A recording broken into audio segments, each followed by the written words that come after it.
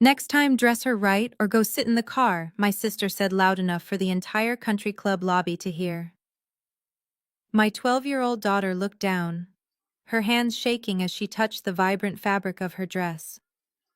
My husband looked at my sister, his jaw tight, but I stepped forward first. I smiled, knowing exactly what was sitting in my purse. What my sister did not know was that the very ground she was standing on to humiliate my child actually belonged to me. My name is Maya. I am 35 years old, and for my entire life, I was the scapegoat of my family. I built a corporate crisis management empire from the ground up, but to my parents and my sister Chloe, I was just the girl who never quite fit their perfect, respectable image. Before I dive into exactly how I dismantled their fake world piece by piece, let me know where you are watching from in the comments below. Hit like and subscribe if you have ever had to stand up to toxic family members who tried to dim your light. It was a crisp Saturday evening in late October. The occasion was my parents' 40th wedding anniversary. The venue was Heritage Pines, which is the most exclusive, notoriously gate-kept country club in Atlanta. My mother, Bernadette, and my father, Reverend Thomas, had been bragging about this dinner for 6 months to anyone in our church congregation who would listen. They did not secure the reservation, though. My sister Chloe and her wealthy white husband Preston supposedly made it happen. I walked into the grand lobby holding my husband Terrence by the hand. Our 8-year-old son Malik was walking ahead with his older sister Zoya. Zoya was glowing. She was 12, just starting to find her own style, and tonight she had chosen a beautiful custom-tailored Ankara print dress with rich golds and royal blues. Her hair was freshly done in neat waist-length box braids. She looked like absolute royalty. I was so proud of her confidence and her connection to her culture. But that confidence was shattered the moment we reached the entrance of the private dining hall. Chloe was standing there like a bouncer at a nightclub. She was 32, draped in a pale beige silk gown that matched the sterile, lifeless walls of the country club. The moment her eyes landed on Zoya, her fake welcoming smile dropped into a sneer of pure disgust. She stepped directly into Zoya's path, blocking the heavy oak double doors. "What on earth is she wearing?" Chloe snapped, not even addressing Zoya directly, but looking over her head at me. Zoya stopped in her tracks. The excitement drained from her sweet face. I let go of Terrence's hand and moved up to stand right beside my daughter. "She is wearing her new dress," I said, keeping my voice perfectly level. "It is a celebration. She looks beautiful." "Move aside, Chloe." Chloe let out a harsh, mocking laugh that echoed across the marble floor of the lobby. Several wealthy patrons, mostly older white couples sipping champagne, paused to look over at us. Chloe seemed to feed off their attention. She always craved the approval of people who looked like them. "Are you out of your mind, Maya?"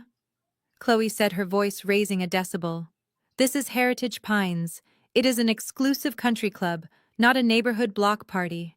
We are hosting important people tonight." Preston invited some of his top investors to stop by and pay their respects to Mom and Dad. "We cannot have your kid running around looking like she just stepped out of a cultural festival. It is tacky. It is embarrassing." I felt Zoya physically shrink beside me. Her small hand reached out and gripped the fabric of my dress. My blood began to boil, but years of managing corporate takeovers had taught me how to keep my face like stone. "Tacky," I repeated, stepping so close to Chloe that she instinctively leaned back. "You think your niece looks tacky? Next time, dress her right or go sit in the car," Chloe shot back, crossing her arms defensively. "I am serious, Maya. Preston is a VIP member here. He pulled massive strings to get this room for Mom and Dad. He pays $10,000 a month just to maintain his status at this club. The dress code here implies a certain level of class. Those braids and that loud print do not belong here. She is an eyesore. Either take her to the bathroom and change her into something respectable or take her home. I will not let you ruin our parents' special night with your ghetto statement pieces." The word ghetto hung in the air like toxic smoke. It was the ultimate insult in our family. My parents had spent their entire lives trying to assimilate, trying to be the right kind of black people to make the elite society comfortable.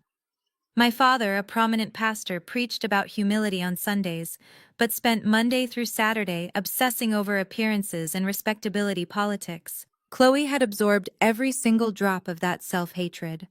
She married Preston, a hedge fund manager from old money, and ever since she got that diamond ring on her finger, she acted as if she had ascended to a higher racial and social class. I looked at my sister. Really looked at her. Beneath the expensive beige silk and the fresh blowout, she was just an insecure woman, desperate for validation from a system that would never truly accept her. But pity was not on my agenda tonight. Protection was. Terrence stepped up beside me. My husband is a mergers and acquisitions attorney. He is a tall, imposing man who rarely raises his voice because he never has to. He placed a gentle, reassuring hand on Zoya's shoulder. "Zoya, you look absolutely breathtaking," Terrence said softly to our daughter. "Do not let anyone, especially someone with such limited taste, tell you otherwise." Then Terrence locked eyes with Chloe. His voice dropped an octave, carrying that cold courtroom authority. "Step out of the doorway, Chloe, now." Chloe scoffed, though I could see a brief flicker of intimidation in her eyes. "You do not give the orders here, Terrence. You might be some hotshot lawyer downtown, but in this building you are just a guest on my husband's tab. Preston said the dress code is strictly enforced. If management sees her, they will kick us all out. I am doing you a favor by stopping you here." I reached into my purse. My fingers brushed against the heavy embossed envelope sitting inside. It contained documents that would absolutely destroy Chloe's entire reality. It contained the terrifying truth about Preston's so-called wealth. More importantly, it contained the deed to this very building. I was so tempted to pull it out right then and there and slap it across her smug face. I wanted to tell her that I had bought Heritage Pines 2 months ago through a blind trust. I wanted to tell her that the management she was so terrified of actually answered directly to me, but no. That would be too quick. A crisis manager knows that you never blow your best leverage in the lobby. You wait until everyone is seated. You wait until the audience is at its peak, and the enemy is fully committed to their lie. Just as I was about to verbally dissect my sister, a familiar booming voice echoed from the hallway. "What in the world is causing this delay?" I turned around. Walking toward us were my parents, Reverend Thomas and Bernadette. My father was dressed in a sharp custom tuxedo, and my mother was draped in a sequined gown that probably cost more than her first car.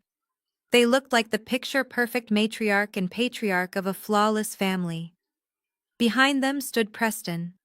He was holding a glass of scotch, wearing a velvet dinner jacket, looking entirely too pleased with himself. He had that arrogant smirk that I had despised since the day Chloe first brought him home.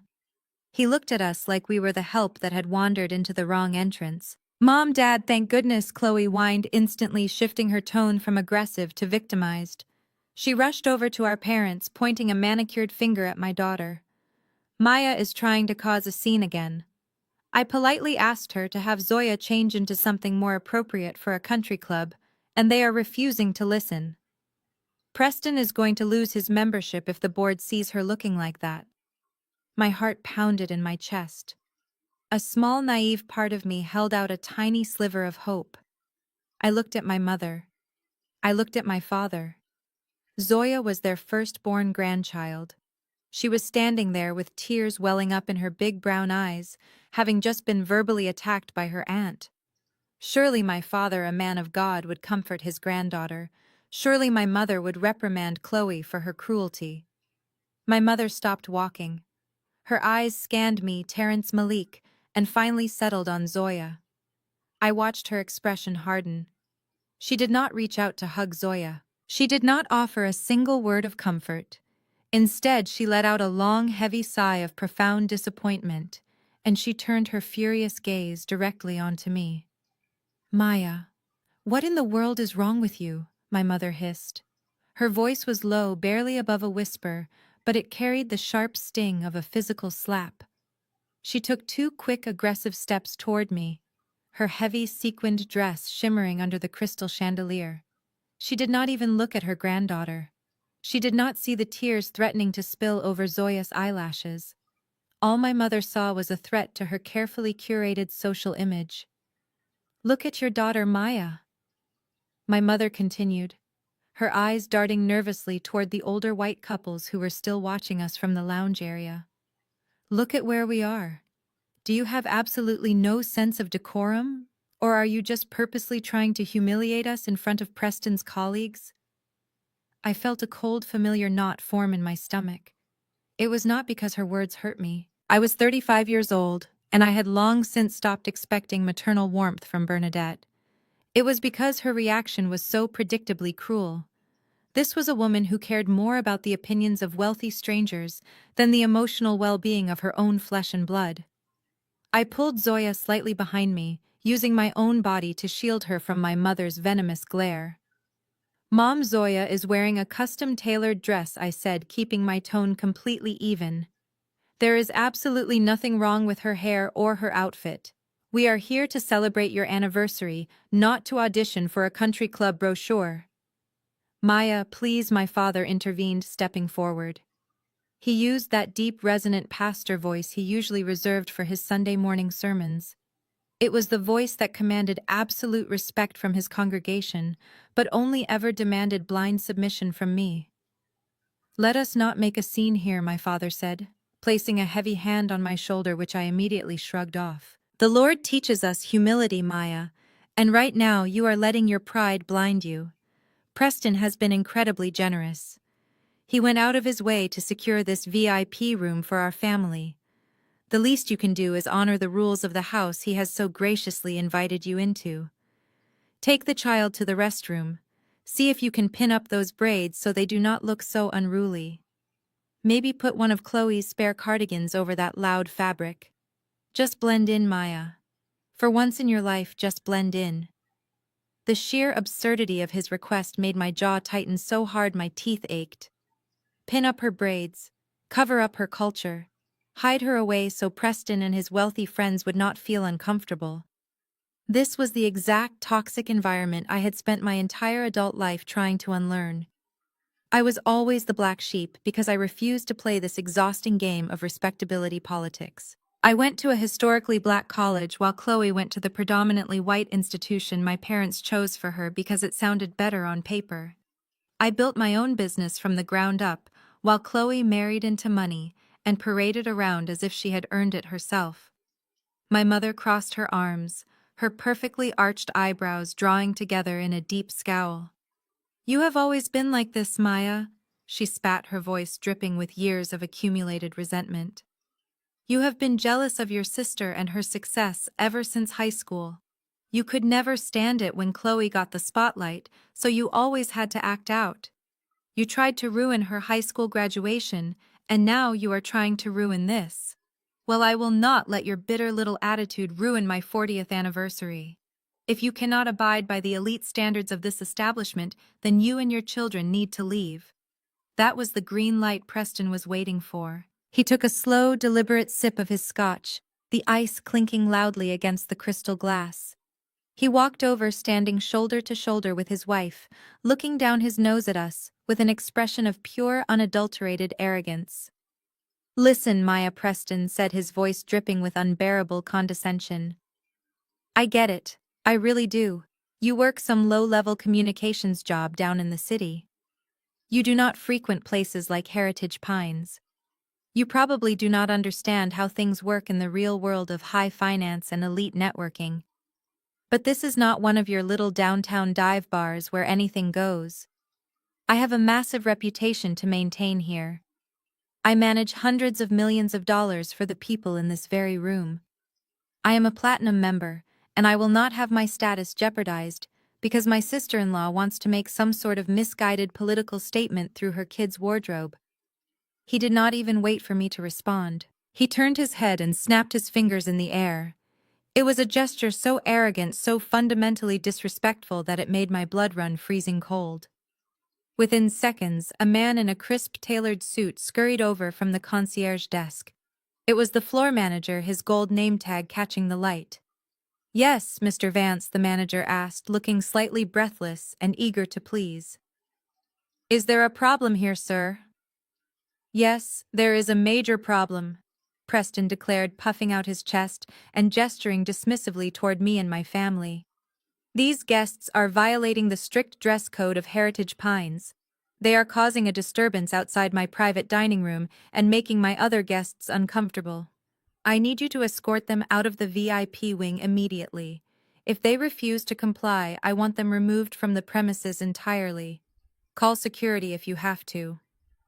My mother nodded firmly in agreement, her face completely devoid of any empathy or remorse. My father looked away, pretending to inspect a landscape painting on the wall, washing his hands of the situation like Pontius Pilate. Chloe just smirked.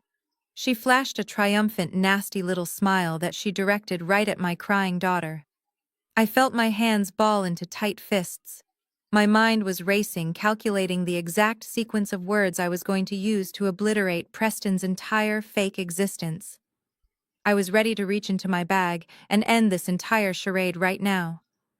But before I could even open my mouth, Terrence moved.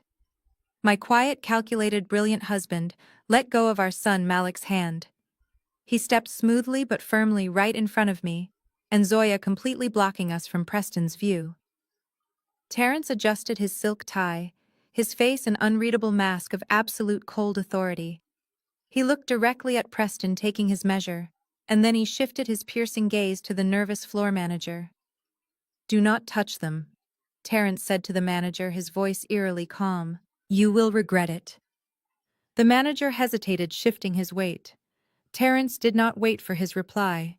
He turned his attention away from the nervous employee and locked his dark, intense eyes completely on my sister. The lobby seemed to hold its breath.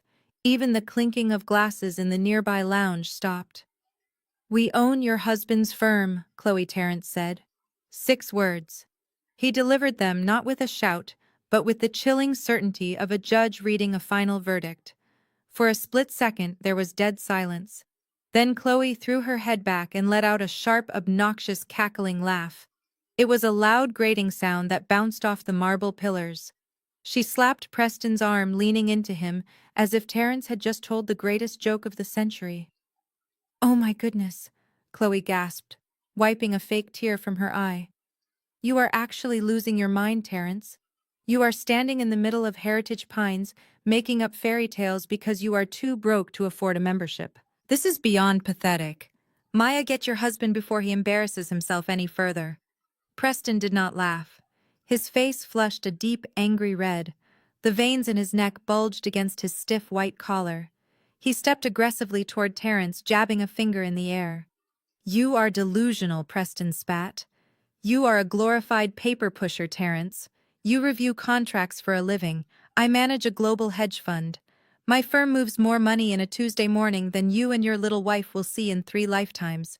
Do not ever disrespect me in front of my guests again." My mother let out a loud, dramatic groan, pressing her fingers to her temples as if we were giving her a migraine. "Thomas, do something," Bernadette pleaded to my father. "They have lost their minds. They are making absolute fools of themselves because they cannot handle being at the bottom of the ladder. This is exactly why we cannot bring them anywhere nice." My father shook his head heavily, gripping his gold-tipped cane. "Terrence." "That is enough," my father said, using his stern preaching voice. "There is no need to resort to childish lies just because you feel inadequate. A real man accepts his position with grace. Apologize to Preston and take your family home. You are ruining our anniversary with this desperate display."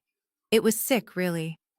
My father led a congregation of hundreds of hard-working black men and women every Sunday, but here he was bowing down to an arrogant man just because he had a trust fund and a country club membership. My parents worshipped Preston's status. It validated their own desperate need for social climbing. And Chloe had her entire identity wrapped up in being the elite wife. If she admitted Terrence was telling the truth, her entire illusion of superiority would shatter into a million pieces. I stood my ground, holding Zoya's hand tight. I watched my family rally around the golden boy, completely writing off my brilliant husband as a jealous liar. They were so blinded by the shiny veneer of Preston's fake wealth that they could not recognize the quiet, absolute power radiating from Terrence. They thought we were cornered. They thought we were humiliated. They were so incredibly wrong. Preston turned back to the floor manager who was still standing nearby looking completely frozen. "What are you waiting for?" Preston barked, his voice cracking slightly with rage. "I told you to remove them. I want them out of this building right now, or I am calling the board of directors and having your job." The manager swallowed hard. He reached up and tapped the earpiece resting against his collar. He murmured something too low for us to hear. Within seconds, heavy footsteps echoed across the polished floor. Two large security guards dressed in immaculate dark suits emerged from the corridor. They moved with swift military precision, cutting straight through the lobby toward our group. Chloe crossed her arms, a triumphant, nasty smirk spreading across her face. "Well, Zoya," she mocked, looking down at my daughter. "It looks like you are finally getting that escort to the parking lot. Maybe next time your mother will teach you how to dress for civilized society." My mother adjusted her sequined gown, turning her back to us, as if we had already been erased from the room. My father closed his eyes, looking deeply burdened by our supposed failure. Preston stood tall, puffing his chest out like a conqueror, waiting to watch us get dragged out by the scruff of our necks. The guards reached our circle. Preston smirked and pointed directly at Terrence. "Take him out the back," Preston ordered. The lead security guard stepped forward. He reached his large hands out, but he did not grab Terrence's shoulder. He did not even look at me or my children. Instead, the guard reached right past us and firmly grabbed someone else. The heavy hand of the lead security guard clamped down hard on Preston's velvet-covered shoulder. Preston jerked back, his face twisting in confusion and outrage. "What are you doing?" Preston barked, trying to shake off the guard's iron grip. "I said grab him, grab the lawyer. Are you completely incompetent?" The guard did not flinch. He just tightened his grip, holding Preston firmly in place. Then the floor manager, the man Preston had been treating like a personal servant just moments ago, walked right past my struggling brother-in-law. The manager stopped squarely in front of me. He smoothed his tie, placed his hands precisely at his sides, and bowed at a perfect 90-degree angle. "Good evening, Madam Chairwoman," the manager said, his voice projecting clearly across the dead-silent lobby. "I sincerely apologize for the disturbance. Would you like me to revoke this guest's membership immediately?" If you could bottle the exact sound of a superiority complex shattering into a million pieces, it would be the deafening silence that followed that sentence. No one moved. No one breathed. The older white couples in the lounge, who had been whispering and judging us just moments before, were staring with their mouths slightly open. Preston stopped struggling. His face went from angry crimson to a sickly pale white. He looked at the manager and then at me, his eyes darting frantically, as if his brain simply could not process the information. "Madam what?" Preston stammered, his voice completely losing its arrogant bass. "What is he talking about? You are a communications rep. You do not even golf." Chloe looked like she had been physically struck. She stumbled back a step, her expensive beige heels catching on the marble. "Maya," she whispered, her face draining of color. "What kind of sick prank is this? Tell him to let go of my husband." "It is not a prank, Chloe," I said, keeping my posture perfectly straight. "And Terrence did not lie to you. I did not want to ruin the surprise, but since your husband felt the need to invoke the rules of this establishment, I think it is time we clarify exactly who makes those rules." I opened my designer clutch and pulled out a sleek black titanium card. It was not a membership card. It was an access card to the executive suites on the top floor. I held it up so the crystal chandelier light caught the embossed gold lettering of my crisis management firm. 2 months ago, Heritage Pines was quietly put on the market to avoid bankruptcy. I explained, projecting my voice so every single person in my family could hear me clearly. It was drowning in debt because of poor management and outdated exclusionary policies. My firm specializes in corporate takeovers. I bought this entire property through a blind trust. I own the golf course. I own the tennis courts. I own the lounge where you sit and drink your Scotch Preston. And I own the very marble floor you are standing on right now. Preston looked like he was going to be sick. He opened his mouth, but nothing came out. All his old money bravado vanished, leaving behind a very small, very terrified man who just realized he had insulted the landlord of his favorite playground.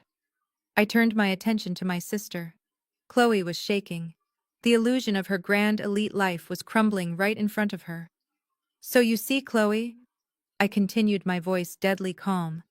When you told my daughter she did not belong here, you were factually incorrect. This dress code you value so much is currently under revision by my executive board. And as for Zoya's beautiful Ankara dress, it is not an eyesore.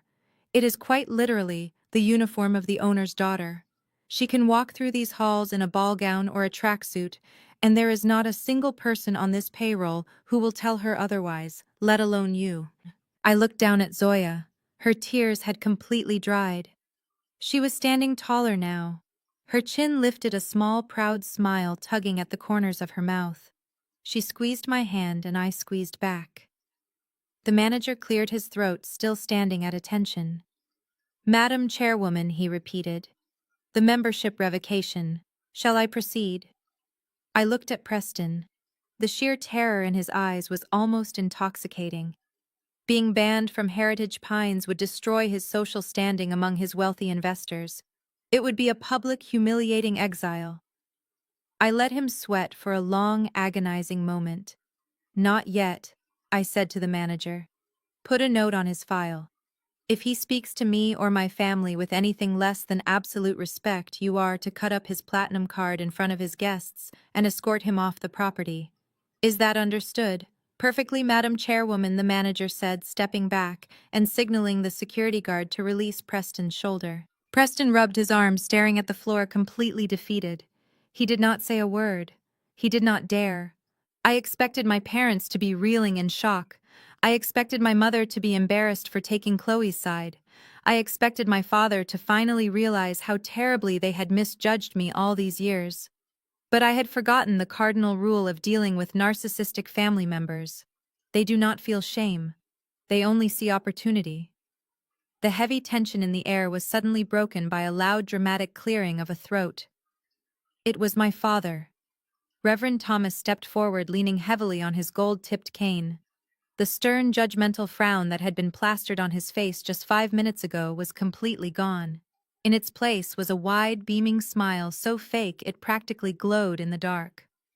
Well, praise the Lord, my father boomed, using his most charismatic Sunday morning voice. He threw his arms wide open as if preparing to embrace a miracle. Maya, my brilliant, beautiful daughter. Why on earth did you keep such an incredible blessing a secret from your own family? My mother Bernadette quickly caught on. She smoothed down her sequined dress and stepped right up next to him, her eyes gleaming with a sudden greedy hunger. Oh, Maya, she cooed, her voice dripping with artificial sweetness. I always knew you were destined for great things. I was just telling the ladies at the church auxiliary board last week that my Maya is a quiet genius. You simply must forgive us for the misunderstanding. We were just so stressed about the anniversary details. I stared at them, feeling a fresh wave of disgust wash over me. Less than 10 minutes ago, my mother had called me a bitter, jealous woman. My father had told me to hide my daughter's cultural hair to appease a white man. Now, because they realized I held the keys to the castle, I was suddenly their brilliant blessing. This is truly a momentous occasion, my father continued, stepping closer and clapping his hands together. To think my daughter owns the most prestigious club in Atlanta. This changes everything, Bernadette. Maya, we need to upgrade the anniversary dinner immediately. I want the grand ballroom opened up for our guests tonight. And starting tomorrow, we need to arrange complimentary platinum memberships for the church deacons. Oh, and Preston. My father turned to his son-in-law with a dismissive wave. Do not worry about the bill tonight, son. My daughter will be taking care of all the expenses for her parents' special day. Is that not right, Maya? My father looked at me with expectant, greedy eyes, completely confident that I would just hand over my empire to fuel his ego. He thought this was his victory. He had absolutely no idea what was coming next. I stared at my father. A cold, humorless laugh escaped my throat, echoing sharply in the quiet lobby. My father blinked, his fake smile faltering just a fraction. He glanced around at the few remaining guests who were still watching our drama unfold. Come now, Maya. My father said, his voice taking on that soothing, manipulative tone he used to diffuse church council arguments. Let us not be petty. Preston was gracious enough to sponsor this entire $50,000 affair for your mother and me. He brought us to this wonderful place. Now that we know you are the owner, you should be thanking him for bringing your business such a high-profile event. Just be the bigger person. Cover the tab for tonight and let us move forward in peace. Family takes care of family. My mother nodded vigorously, smoothing Preston's lapel as if he were a wounded bird. Exactly, Maya. Preston went out of his way to give us a luxury experience. You have had your little moment of power. Do not ruin it by being ungrateful. I looked at my parents and felt a profound sense of clarity. For 35 years, I had been chasing the approval of people who would willingly step over my bleeding body to protect a white man with a shiny watch. I did not argue. I simply unclasped my designer clutch. I reached inside and bypassed my checkbook. Instead, I pulled out a neatly folded piece of paper. It was printed on the heavy cream-colored stationery of the Heritage Pines billing department. I tossed it onto the nearest marble cocktail table. It landed with a soft, definitive slap right next to Preston's half-empty glass of scotch. "Read it," I said, my voice dropping to a deadly calm register. My father frowned. He leaned his cane against the table and picked up the paper, putting on his reading glasses. My mother leaned in over his shoulder. "That is the final master invoice for tonight," I explained, projecting my voice so Chloe and Preston could hear every single syllable. "All $50,000. The caviar, the top-shelf liquor, the imported orchids, paid in full. Paid in... But you will notice the name at the bottom of that receipt is not Preston's." My father's eyes widened behind his lenses. His hands began to tremble. "Bernadette," he whispered, pointing a shaky finger at the document. "It says paid by Maya Trust." Preston lunged forward, trying to snatch the paper away, but Terence neatly blocked his path with a slight shift of his broad shoulders. "What is this?" Preston demanded, his voice pitching up in panic. "This is a mistake. I gave them my card weeks ago. This is a clerical error." "It is not an error, Preston," I said, crossing my arms. "At exactly 2 o'clock this afternoon, the catering director tried to run your infamous black card for the final deposit. It was declined. He tried it 2 more times. Declined. The system flagged your account for severe insufficient funds and outstanding bad debt." Chloe gasped, clutching her chest. "You are lying, Maya. Preston has millions tied up in investments. Banks make mistakes all the time with high net worth accounts." "High net worth," I repeated, mocking the phrase. "Chloe, your husband's accounts are overdrawn by 6 figures.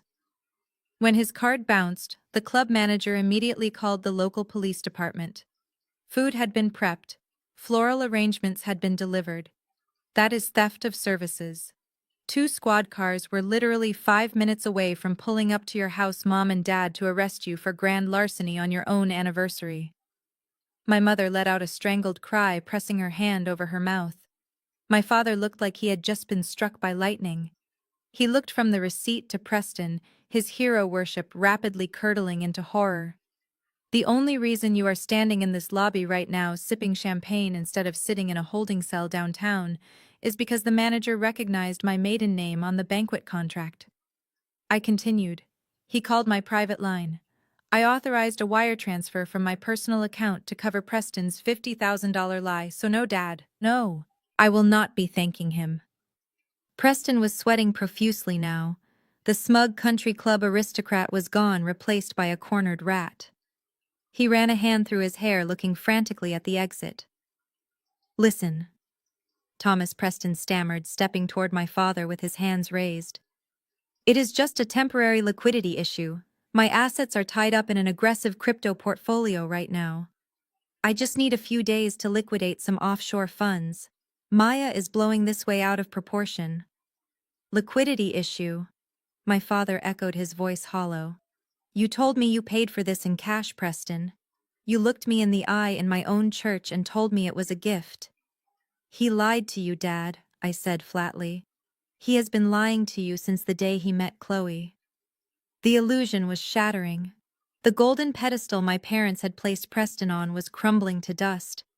They were finally seeing the man who had just tried to kick their granddaughter out into the street for exactly what he was. A fraud. A broke, desperate fraud.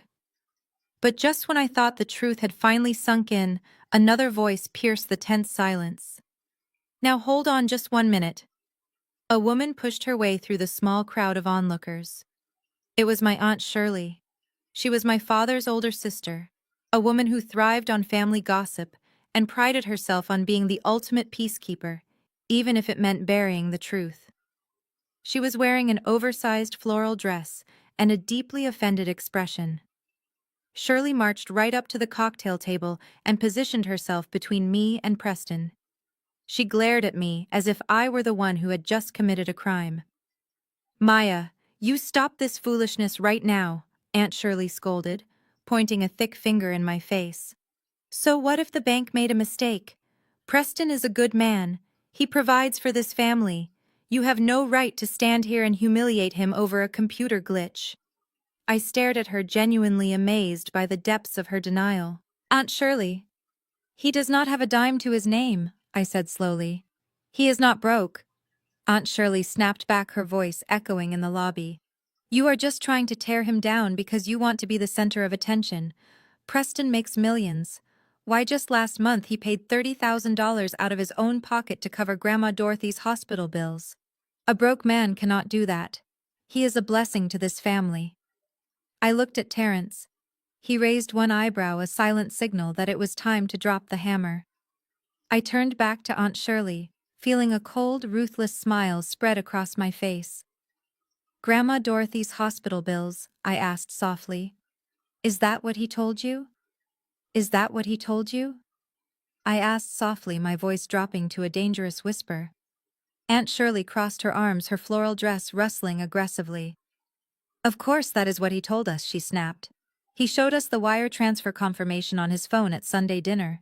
$30,000 sent directly to the rehabilitation center. He took care of his family, Maya. Something you clearly know nothing about." Mentioning Grandma Dorothy was the absolute worst mistake Aunt Shirley could have made. It was the equivalent of pouring gasoline on a wildfire. Grandma Dorothy was my father's mother. She was the only person in this toxic lineage who had ever shown me unconditional love. When my parents were too busy attending galas and church board meetings, she was the one who brushed my hair, who told me I was smart, who made me feel like I belonged. She was currently recovering from a severe hip replacement surgery in a facility across town. She was my weak spot. And Preston had dared to use her as a shield. I took a deep breath, letting the cold, analytical side of my brain completely take over. I reached back into my designer bag. I did not pull out a single sheet of paper this time. I pulled out a thick manila folder clamped together with a heavy binder clip. I dropped it onto the table right on top of the Heritage Pines invoice. "Receipt number 2. I said, staring dead into Preston's terrified eyes. My father reached for the folder, his hands shaking even worse than before. "What is this now, Maya?" he asked, his voice barely a croak. "Those are Grandma Dorothy's official bank statements from the last 90 days, I explained, projecting my voice so the entire room could hear the absolute depravity of the man standing before them. Along with a copy of a legal document filed at the county courthouse exactly 1 month ago. Preston lunged for the folder, but Terrence swiftly grabbed his wrist, twisting it just enough to make Preston gasp and step back. "Do not touch the evidence," Preston, Terrence warned, his voice low and dangerous. My father opened the folder. He flipped past the first page and then he stopped. All the color completely drained from his face. He let out a choked, agonizing gasp. "Thomas, what is it?" my mother demanded, grabbing his arm. "What does it say?" "He did not pay $30,000 to the hospital. Dad, did he?" I asked, my tone slicing through the heavy silence in the lobby. My father shook his head slowly, staring at the papers in absolute horror. "No," he whispered. This says withdrawal." I turned to face Aunt Shirley, who was suddenly looking very unsure of herself. 3 weeks ago, when Grandma Dorothy was heavily medicated on post-operative painkillers, Preston visited her room, I said. He brought a shady notary with him. He convinced a confused 80-year-old woman that he needed her to sign some Medicare release forms. But she did not sign a release form. She signed a sweeping durable power of attorney, granting Preston full control over her assets. The lobby was dead silent. The only sound was the heavy, frantic breathing coming from Preston. 2 days after he got that signature, I continued stepping closer to my brother-in-law. He liquidated her entire teacher retirement pension. $300,000. He wiped out the money she had saved for 40 years. He left her main checking account with exactly $42.12. And the hospital bill, Aunt Shirley. That $30,000 bill is currently in collections because it was never paid. My mother let out a loud dramatic wail, clutching her chest. "No," she cried, looking at Preston. "Tell me she is lying, Preston. You said you were taking care of her.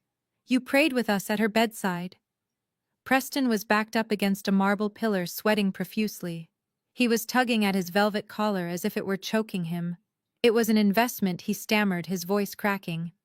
"I moved her capital into a high-yield asset class. I was trying to grow her wealth. She was losing money to inflation. I am a financial expert." "You are a thief," I said coldly. "You took her money and you dumped it into a shell company you set up in Delaware. A company you falsely labeled as a cryptocurrency venture to hide the fact that you were using an old woman's life savings to pay off your own massive gambling debts and your country club dues." Aunt Shirley covered her mouth with both hands, taking several steps back from Preston as if he were suddenly carrying a deadly disease.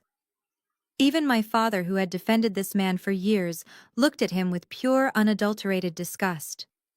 But Chloe refused to wake up. The cognitive dissonance was too strong. She had built her entire identity around being the rich elite wife of a Wall Street genius. If Preston was a fraud, then she was a nobody. "Stop it!" Chloe shrieked, her voice echoing shrilly across the room. She stomped her expensive heel on the floor, pointing a shaking finger at me. "You are making this all up, Maya. You forged those bank statements because you are insanely jealous of what we have." Preston is a registered broker. He runs a legitimate hedge fund. His crypto investments are fully regulated and completely legal. You cannot just stand here and slander him. She grabbed Preston's arm, pulling him toward her. "Tell them," Preston, Chloe begged, her eyes wild and desperate. "Tell them your fund is legitimate. Show them the portfolio. Prove my sister is a liar." Preston opened his mouth, but he had absolutely no lies left to give. He just stared at the marble floor, his chest heaving, his face slick with panic. That is when Terrence stepped forward. My husband had been standing quietly by my side, acting as my shield and my enforcer. But now it was his turn to speak. Terrence did not raise his voice. He did not argue with Chloe. He simply walked over to the cocktail table and placed his heavy leather briefcase down next to the scattered receipts. With two sharp, distinct clicks, Terrence popped the brass locks open. Terrence reached into the briefcase and pulled out 3 thick bound documents. He did not toss them. He laid them out on the marble table with the precise, deliberate movements of a surgeon preparing for an operation. Every eye in the lobby was glued to those pages. "Your husband does not run a legitimate hedge fund," Chloe Terrence said, his voice echoing with absolute authority. "He runs a textbook Ponzi scheme." Chloe shook her head stubbornly, crossing her arms. "You are a liar, Terrence. You just review contracts. You do not know anything about his business." "I know everything about his business," Chloe Terrence replied smoothly, resting his hands on the table. "Because I am the lead attorney who drafted the acquisition papers." For the last 2 years, Preston has not invested a single dime of his clients' money into cryptocurrency. He created a shell company. He used the capital from new investors like your grandmother Dorothy and several deacons from your father's church to pay off early investors. My father let out a loud gasp, stumbling backward. He had convinced half the church board to invest their retirement funds with Preston. The rest of the money, Terrence continued, never leaving Preston's terrified face, went directly into funding this ridiculous fake billionaire lifestyle. The luxury cars, the tailored suits, the $50,000 country club dinners. It was all paid for with stolen money. Preston was hyperventilating now. He grabbed the edge of the table, his knuckles turning stark white. "It is a liquidity crisis," he repeated like a broken record. "The market took a downturn. I can fix it. I just need time." "You do not have time," Preston Terrence said. "3 days ago your board of directors panicked. The Securities and Exchange Commission started asking very uncomfortable questions. Your firm was completely insolvent, facing immediate federal indictment. They needed a corporate bailout desperately. So they sold the company and all its distressed assets for pennies on the dollar." Terrence tapped the top document. "And guess who buys bankrupt, scandal-ridden companies to liquidate their assets and recover funds for the victims?" Preston looked up, his eyes wide and bloodshot. He looked at Terrence, and then he slowly turned his head to look at me. The realization hit him so hard he actually swayed on his feet. "That is right," I said, stepping forward so I was standing right next to my husband. "My crisis management firm bought your entire operation on Friday morning. I own your office building. I own your servers. I own every single shredded document your panicked assistants tried to destroy yesterday." Chloe let out a high-pitched, completely unhinged sob. "No," she cried out, grabbing Preston's arm. "Tell them it is not true. Tell them you still own the company." "He does not own anything, Chloe," I said, looking at my sister with absolute pity. In fact, as of yesterday, Preston is officially an employee of my corporation, and his first performance review was a formal suspension without pay, pending an internal investigation for gross embezzlement and wire fraud. The silence in the lobby broke. It did not just break, it shattered. The onlookers who had been quietly watching our family drama unfold were no longer just random country club patrons. Many of them were Preston's wealthy investors. Several of them were prominent members of my parents' church who had dressed up in their Sunday best to attend this anniversary dinner. The whispers started immediately. They buzzed through the room like an angry swarm of bees. "Did you hear what she said?" An older woman in a pearl necklace whispered loudly to her husband. "He stole from his own grandmother." A church deacon standing near the lounge area pointed a trembling finger at my father. "Thomas, you told us this boy was a financial genius. You told us our pensions were safe." My parents' pristine, socially perfect world was collapsing around them in real time. My mother was frantically trying to shush the people nearby, her face flushed with the ultimate shame she had spent her entire life running from: public humiliation. My father leaned heavily on his cane, unable to meet the eyes of his own congregation members. The respectability they worshipped had just been burned to the ground by the very man they chose over me. Preston looked around at the pointing fingers and the disgusted faces of the people he had spent years trying to impress. The polished, wealthy finance bro facade completely melted away. He was trapped, he was broke, and he was publicly ruined.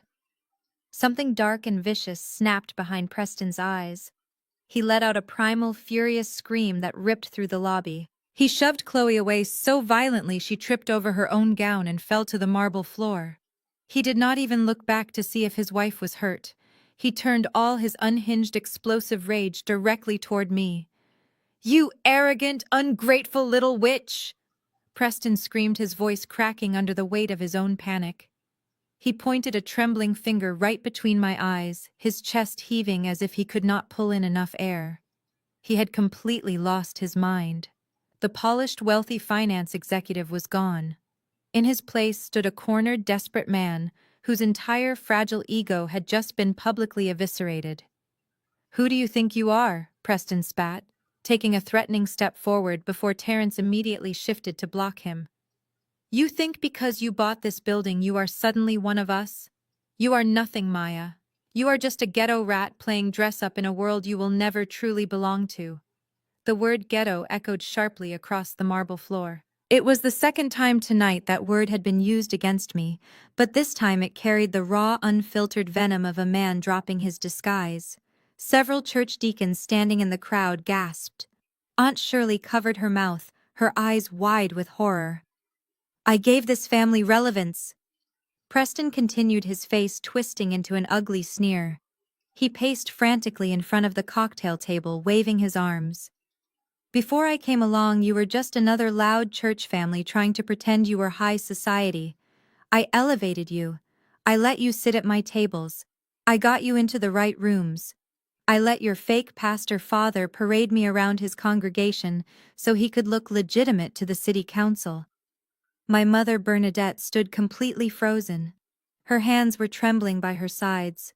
All her life she had worshipped the proximity to whiteness and old money that Preston represented. She had sacrificed her relationship with me, her oldest daughter, just to keep him happy. And now he was standing in the middle of a country club, stripping away her dignity piece by piece. "You people owe me everything," Preston yelled, his voice growing hoarse. "I married Chloe as an act of charity. Do you know how exhausting it is to constantly translate civilized society for a family that barely knows which fork to use at dinner? And what if I took some of the money from your grandmother? I earned it. It was my payment for having to sit through your endless boring dinners, eating your heavily seasoned food, and smiling at your clueless relatives who kept asking me for financial handouts. I am a savior to this family. You should be down on your knees thanking me for giving you a taste of the real world." The sheer audacity of his white savior complex was nauseating. He had stolen the life savings of an 80-year-old black woman, defrauded hard-working people in our community, and he still believed he was the victim. He truly believed he was superior simply by existing in our presence. My father finally broke out of his paralyzed state. Reverend Thomas had spent years bowing to Preston, treating him like the golden ticket to the elite circles of Atlanta. Hearing the man he had idolized openly mock his church, his culture, and his family was the final breaking point. His face flushed with a mix of profound humiliation and sudden furious clarity. "That is enough," my father demanded, his pastoral voice booming through the lobby. He stepped forward, leaving my mother's side. He leaned heavily on his gold-tipped cane, but he moved with a sudden, desperate urgency. He walked right up to Preston, attempting to assert some kind of patriarchal control over a situation that had long since spiraled out of his grasp. "You will not speak to my family this way, Preston," my father said, reaching out to grab his son-in-law's arm. "You are making a fool of yourself in front of my congregation. Stop this right now and show some respect." Preston looked down at my father's hand gripping his velvet sleeve. The absolute disgust on his face was terrifying. "Get your dirty hands off me, old man," Preston snarled. With a sudden violent jerk, Preston ripped his arm away and shoved my father squarely in the chest. It was not a light push. It was a vicious, full-bodied shove fueled by adrenaline and blind rage. My father was 70 years old with bad knees. He lost his balance instantly. His cane clattered loudly across the marble floor, sliding all the way to the concierge desk. My father fell backward, hitting the hard stone floor with a sickening thud. "Thomas," my mother shrieked, breaking out of her trance and rushing forward to drop to her knees beside him. "Dad," Chloe screamed, still sitting on the floor where Preston had shoved her moments earlier. The lobby erupted into absolute chaos. Several church members yelled out in anger. Two of the deacons rushed forward to help my father up. Terrence immediately moved to put himself between Preston and my children, shielding Zoya and Malik from the violence. Preston stood there panting, looking down at the elderly man he had just assaulted. For a split second he looked around, realizing that he had just committed physical assault in front of 30 witnesses. But he did not apologize. He just sneered. "I should have never associated with you people," Preston muttered, wiping spit from his mouth. "Any normal person would have been screaming by now. Any normal daughter would have launched herself at the man who just pushed her elderly father to the ground. But I am not a normal person. I am a crisis manager. I thrive when the room is burning down." I looked at my father groaning on the floor. I looked at my mother sobbing over him, realizing that her entire social empire was built on a foundation of toxic lies. I looked at Chloe, who was finally seeing the monster she had married. I did not feel angry. I felt an overwhelming sense of icy clinical focus. Preston thought his little racist rant was the grand finale. He thought he could insult us, assault my father, and just walk out the door. He was wrong. The destruction of Preston Vance was not quite finished. I turned away from the chaotic scene unfolding on the floor. I ignored my mother's panicked cries and the angry shouts of the deacons. I calmly walked past Terrence and my children heading straight for the concierge desk. The floor manager who was standing behind the desk stepped aside immediately, instinctively knowing not to get in my way. Built into the center of the mahogany desk was a sleek digital tablet that controlled the club's central audio system. It was used to page members or play background music across the entire Heritage Pines property. I reached out and tapped the screen, activating the master microphone system that fed into the overhead speakers in the lobby, the lounge, and the grand ballroom. Then I reached into my designer purse one last time and pulled out my smartphone. I plugged the auxiliary cable directly into the headphone jack of my phone. I did not bother looking back at Preston or my family. I just tapped the screen and opened an audio file sent to me by my lead corporate investigator just 3 days ago. I pressed play and turned the master volume dial all the way up. A loud, sharp screech of audio feedback pierced the air, followed immediately by the crystal-clear sound of a boardroom meeting. The acoustics of the Heritage Pines lobby were designed to amplify classical music during galas, but right now they were broadcasting the absolute destruction of Preston's life. Preston's recorded voice boomed from the hidden speakers in the ceiling, echoing off the marble pillars and washing over the dead silent crowd. In the recording, he was laughing. It was a cruel, arrogant chuckle shared with other men in a private setting. "You guys are overthinking the compliance audit," the recorded version of Preston said, his voice dripping with unbearable smugness. "We have the diversity angle completely covered." Another voice, a man I recognized from the files as his former chief financial officer, chimed in. "Are you sure about your wife, Preston? If the federal regulators look too closely at the board structure, they might realize she does not actually do anything." Preston's recorded laughter grew louder. "Chloe, please, she is a convenient smokescreen. She does not know the first thing about finance. All she cares about is her country club membership and her designer shoes. I put her name on the paperwork to win over minority partners and hit those diversity quotas. She is just a token to keep the regulators off our backs."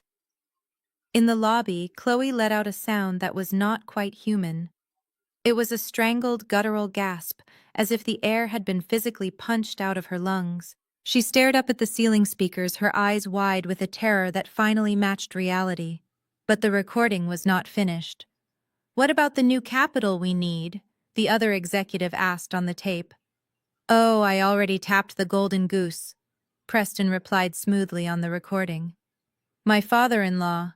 The man is a total joke of a pastor, but his congregation treats him like a king. He handed me their retirement funds on a silver platter just because I bought him a nice dinner and called him sir. They are so desperate to be adjacent to real money. They are just gullible black pawns. I can milk that church for another $1 million before anyone even realizes the accounts are empty." I reached out and pressed pause. The silence that followed was heavier than anything I had ever experienced in my life. It was a suffocating, crushing weight. The image of the perfect model family, the pristine legacy that Reverend Thomas and Bernadette had spent 40 years building, was completely pulverized into dust. The church deacons, who had dressed in their finest suits to celebrate my parents' anniversary, were staring at my father with expressions of pure hatred and profound betrayal. Deacon Miller, a man who had known me since I was a child, looked like he was about to have a heart attack right there in the lobby, realizing his entire life savings were gone. My father was still sitting on the floor where Preston had shoved him, his head bowed, his shoulders shaking as the reality of his own foolishness finally crushed him. He had traded his integrity, his congregation, and his oldest daughter for a man who viewed him as nothing more than a gullible pawn. My mother had stopped crying. She was staring blankly at the wall, completely broken. The respectability politics, the desperate need to appease white wealth, the constant sacrifice of her own flesh and blood, it had all been for absolutely nothing. She had sold her soul to a monster.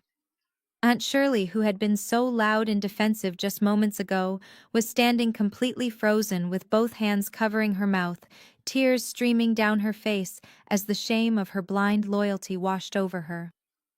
But it was Chloe who finally broke the silence. The cognitive dissonance, the thick layer of denial she had used to protect her fragile ego, evaporated in an instant. The illusion of her grand elite life, the belief that she was truly loved and respected by this man was gone. She was not a queen. She was a token, a smokescreen, a joke to his wealthy white friends. Chloe let out a blood-curdling scream. She scrambled up from the floor, completely disregarding her ruined designer gown. She lunged at Preston with a raw, animalistic fury. She threw her hands up, aiming straight for his face, her manicured nails hooking into his cheek and dragging downward with all the strength she had left. "You used me!" Chloe shrieked, her voice tearing at the seams. "You used my family, you piece of garbage! I gave you everything!" Preston let out a yell of pain as Chloe's nails drew blood. He stumbled backward, crashing into the cocktail table and sending the crystal glasses shattering onto the floor. Instead of trying to calm her down or protect himself defensively, Preston's remaining sanity completely vanished. The mask was entirely off. He was no longer trying to play the civilized gentleman. "Get off me, you crazy witch!" Preston roared. He pulled his arm back and swung. The back of his heavy hand collided directly with Chloe's face. The loud, sickening crack of the slap echoed through the lobby like a gunshot. The force of the blow lifted Chloe off her feet. She spun wildly before collapsing hard against the marble floor, her face instantly bruising, a small stream of blood trickling from the corner of her mouth. She lay there sobbing hysterically, holding her cheek completely broken and discarded by the man she had worshipped. The entire room froze in sheer horror. A man had just struck his wife in front of dozens of witnesses. Before Terence could even step forward to intervene, another figure moved.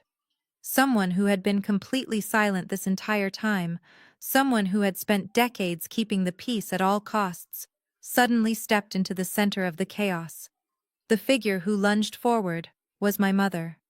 Bernadette, a woman who had spent her entire adult life avoiding anything unpleasant or ugly, let out a piercing, hysterical scream. She dropped to her knees on the hard marble floor, completely ignoring the fact that her expensive sequined gown was soaking up the spilled champagne and blood. She wrapped her arms around Chloe, who was shaking uncontrollably and sobbing into her hands. My father scrambled up from the floor, leaning heavily on his cane, his own pain forgotten. He stood defensively over his wife and his golden child, his chest heaving as he glared at Preston. Preston backed away, his chest rising and falling rapidly. He looked down at his hand, and then at the horrified faces of the country club patrons and the church deacons surrounding him. The absolute reality of what he had just done, striking his wife in public in front of dozens of high-profile witnesses, finally pierced through his rage. But my mother did not scream at Preston. She did not order him out of her sight. Instead, Bernadette turned her head and looked directly at me. Her face was streaked with mascara. Her perfectly styled hair was a mess, but her eyes were burning with a desperate, frantic entitlement. She had just watched her son-in-law steal from her family, insult her race, and physically assault her favorite daughter. Yet her primary concern remained exactly what it had always been: damage control. "Maya, do something," my mother cried out, her voice echoing in the tense lobby. "You run a crisis management firm. You handle corporate scandals. You know how to fix things like this." I stared at her, completely bewildered by the sheer audacity of her demand. "Fix this," I repeated, my voice flat and devoid of any emotion. "Yes, fix it," my mother pleaded, scrambling slightly forward, but keeping one arm wrapped around Chloe. "Get these people to sign non-disclosure agreements. Call the country club lawyers. Get on that microphone and tell the congregation that the audio was taken out of context. Tell them Preston is suffering from a mental breakdown. You have the money and the power now, Maya. You have to shut this down before it hits the local news. Save your father's reputation. Save your sister's dignity. You cannot let our family be destroyed like this." I looked down at the woman who gave birth to me. I felt a profound, chilling emptiness, where my love and obligation for her used to reside. She was not asking me to protect my sister. She was asking me to protect the lie. She wanted me to use my hard-earned empire to sweep a violent racist thief under the rug so she would not have to face the embarrassment of Sunday service. I slowly shook my head. You want me to do public relations for the man who just called us ghetto rats? I asked, keeping my voice loud enough for the entire room to hear. Maya, please, my mother begged, tears streaming down her face. She is your sister. We are your family. You have to protect us. Where was this fierce protective instinct 20 years ago? Mother, I asked, stepping closer to her. My voice was no longer flat. It was sharp and precise, cutting through the air like a scalpel. You never protected me. You never asked anyone to save my dignity. My mother opened her mouth to argue, but I did not give her the oxygen. When I was 16 years old, you literally locked me out of this house in the freezing rain because my natural hair did not fit the aesthetic of Chloe's Sweet 16 party, I said, staring right into her panicked eyes. You let her friends laugh at me through the living room window while I stood on the porch freezing. You never apologized for that. You never drafted a non-disclosure agreement for my humiliation. Maya. That was a long time ago, my father interjected, his voice shaking. You cannot hold on to the past at a time like this. I am not just talking about the past, Dad, I shot back, turning my fierce gaze to him. I am talking about 20 minutes ago. I am talking about you standing in this very lobby telling me to hide Zoya's cultural dress to appease a white man who was secretly stealing your mother's pension. I am talking about you watching Preston try to throw your granddaughter out into the street and nodding in agreement. I pointed a finger at Preston, who was still slowly backing toward the exit, his eyes darting around the room. You worshipped him, I said, my voice booming with a heavy final authority. You handed him your loyalty, your money, and your self-respect because he was a wealthy white man who made you feel like you were part of the elite. You threw me away because I refused to play your sick games of respectability. And now that your golden boy has been exposed as a violent racist fraud, you want the black sheep to swoop in and pay for the cleanup. My mother buried her face in Chloe's shoulder, sobbing loudly. My father bowed his head, resting both hands on his cane, completely defeated by the undeniable truth of my words. The answer is no, I said. I am not fixing this. I am not saving your reputation. And I am certainly not saving him. You built this glass house. Now you get to sit in it while it shatters. The church deacons and the investors who had been standing by began to close in. The shock of the audio recording and the physical assault was wearing off, replaced by a deep, righteous anger. Deacon Miller, a large, imposing man who had lost his entire retirement fund to Preston's scheme, took a threatening step forward, cracking his knuckles. Several other men moved to flank him, their eyes locked on Preston. Preston saw the crowd turning on him. The wealthy finance executive facade was completely gone. He was a cornered animal, realizing that his money was gone, his status was gone, and the people he had scammed were standing right in front of him, blocking his path to my parents. He made the only choice a coward could make. He ran. Preston spun around, abandoning his sobbing wife and his ruined in-laws. He sprinted frantically across the marble floor, heading straight for the massive grand oak double doors that led out to the valet parking area. He was panting heavily, his velvet jacket flapping behind him. He reached the doors and threw his entire body weight against the heavy brass handles, expecting them to swing open into the cool night air. They did not budge. Preston grunted and pushed harder, rattling the handles with both hands. The doors were completely solid, immovable. Panic seized him. He looked up through the glass panels of the doors. Standing on the other side, looking back at him with absolute indifference, were the two large security guards who had been standing in the lobby earlier. "Open the door!" Preston screamed, banging his fists against the thick, reinforced glass. "Open this door right now!" He rattled the handles again, his voice cracking with sheer terror as he heard the footsteps of the angry church deacons approaching from behind. He was trapped. The exit was sealed. Preston spun around, pressing his back against the heavy oak doors, his chest heaving as he faced the angry crowd. He looked over the heads of the approaching men and locked eyes with me. I stood calmly next to Terrence, my hands folded neatly in front of me. I offered Preston a very small, very cold smile. Did I forget to mention, I asked, projecting my voice across the lobby. When I bought this building, I had the security system upgraded. The main doors automatically lock from the outside when the club goes into a full lockdown. Preston swallowed hard, his eyes wide with horror. Lockdown, he whispered. Why are we in lockdown?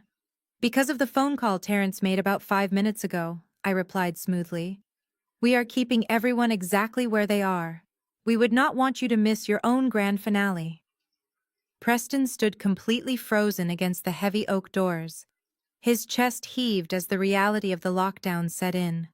The country club was sealed, and there was absolutely no escape. But my focus was no longer on the pathetic man cowering by the exit. My work with Preston was finished. It was time to address the root of the rot. I turned my back on him entirely and walked slowly toward my parents. My mother Bernadette was still kneeling on the cold marble floor. Her expensive sequined gown was soaking up the spilled champagne and the small drops of blood from Chloe's bruised cheek. My father, Reverend Thomas, stood over them, leaning heavily on his gold-tipped cane. They looked up at me with a mixture of fear and desperate expectation. Deep down, they still believed the toxic family contract was fully intact. They truly believed that because we shared the same blood, I would eventually fold under the pressure. They thought I would yell and scream, but ultimately I would fall back into line and use my resources to protect them from the fallout. That was the delusion I was about to shatter permanently. I looked at the three of them. I felt no rage. I felt no sadness. I felt an overwhelming, beautiful sense of absolute liberation. For 35 years I have carried the weight of your insane expectations, I said, my voice steady and echoing clearly in the silent lobby. I twisted myself into knots, trying to earn a seat at a table where I was never actually welcome. You demanded my absolute loyalty, but you offered me nothing but judgment and conditional love. Chloe sniffled, wiping her face with the back of her trembling hand. Maya, please, she whimpered, looking up at me with wide, terrified eyes. We can fix this. We can go to family counseling. I will leave him. We are sisters, Maya. We are not sisters, Chloe, I replied, my tone completely devoid of warmth. We just happened to grow up in the same house. A real sister would not have watched her young niece get verbally abused and smiled about it. A real mother would not have asked her oldest daughter to do damage control for a violent racist. A real father would not have handed over his own mother's life savings to a fraud just to secure a golf course membership. You are not my family. You are a financial and emotional liability. And as of tonight, I am liquidating my investment in you. My mother gasped loudly, clutching her chest as if I had physically struck her. You cannot mean that, Maya, Bernadette cried out, her voice cracking with hysteria. You cannot just cut us off. We are your parents. What will people say? What will the church think of us if our own daughter abandons us? I do not care what the church thinks, I said, stepping closer and looking down at her pathetic form. I do not care what your country club friends think. I am completely and permanently done with you. There will be no more Thanksgiving dinners where you criticize my cooking. There will be no more Christmas morning phone calls where you compare my children to Chloe's imaginary perfect life. If you show up at my house, my security team will have you immediately arrested for trespassing. If you try to contact my children at their school, I will file a permanent restraining order so fast it will make your head spin. My father straightened his posture. His face hardened, attempting to summon the patriarchal authority he had wielded over me for decades. You are a Caldwell. Maya Thomas said, his voice dropping into a dark, threatening register. You carry my name, and you carry my legacy. You owe this family your respect and your obedience. I shook my head, letting out a short, humorless laugh that cut through the tension in the room. I do not carry your name, Dad, I said. I am a Sterling. I took Terrence's name the day we got married, and I never looked back. The only reason I even used the Caldwell name on the banquet contract tonight was to make sure you got the bill for your own arrogance. I am stripping you of every ounce of access you have to my life, my money, and my peace. Reverend Thomas gripped his cane so hard his knuckles turned stark white. The veins in his forehead throbbed visibly under the crystal chandelier light. He realized his pastoral authority was completely dissolving in front of his own congregation. He resorted to the absolute last weapon he had left in his arsenal: spiritual manipulation and religious guilt. Honor thy father and thy mother. My father boomed, his voice echoing through the lobby like roaring thunder. It is the fifth commandment, Maya. The Lord commands it. Ephesians chapter 6 explicitly says, "Children, obey your parents in the Lord, for this is right." You stand here and declare war on your own flesh and blood. You are inviting the wrath of God upon your household. You are a bitter, disobedient child, and the Lord will punish you for turning your back on the people who gave you the gift of life. The church deacons standing nearby murmured nervously among themselves. It was a heavy accusation in our community. Threatening someone with divine retribution was the ultimate silencing tactic. For decades, my father had used the Bible as a heavy club to bludgeon me into silent submission. But he forgot that I had actually read the book he so constantly weaponized against me. I took a deliberate step forward, closing the distance between us until I was standing toe-to-toe with the man who had terrified me for most of my childhood. I did not raise my voice. I did not shout. I spoke with a quiet, terrifying intensity that made him instinctively lean back on his heels. "You want to quote scripture to me, Reverend?" I asked, my voice dripping with absolute venom. "Let us quote scripture. How about Matthew chapter 23 verse 27? Woe to you, teachers of the law and Pharisees, you hypocrites! You are like whitewashed tombs which look beautiful on the outside, but on the inside are full of the bones of the dead and everything unclean." My father gasped, his eyes widening in pure shock. No one had ever dared to speak to him that way. "That is exactly what you are, Dad." I continued, refusing to break eye contact for even a second. "You are a whitewashed tomb. You stand in a wooden pulpit every single Sunday preaching about grace and integrity, but you sold your own elderly mother out to a con artist for a taste of high society. You preach about humility to your congregation, but you practically kiss the feet of a white man who called your own people ghetto rats. God does not punish people for setting healthy boundaries against toxic abusers. God punishes hypocrites who use his holy name to cover up their own selfish greed." My father opened his mouth, but no words came out. His jaw trembled uncontrollably. The mighty Reverend Thomas, the undisputed patriarch of the Caldwell family, had been spiritually and verbally dismantled in front of his own deacons. He looked around the lobby seeking support from his congregation, but the men just looked away, disgusted by the man they had once called their spiritual leader. Deacon Miller actually turned his back on my father completely.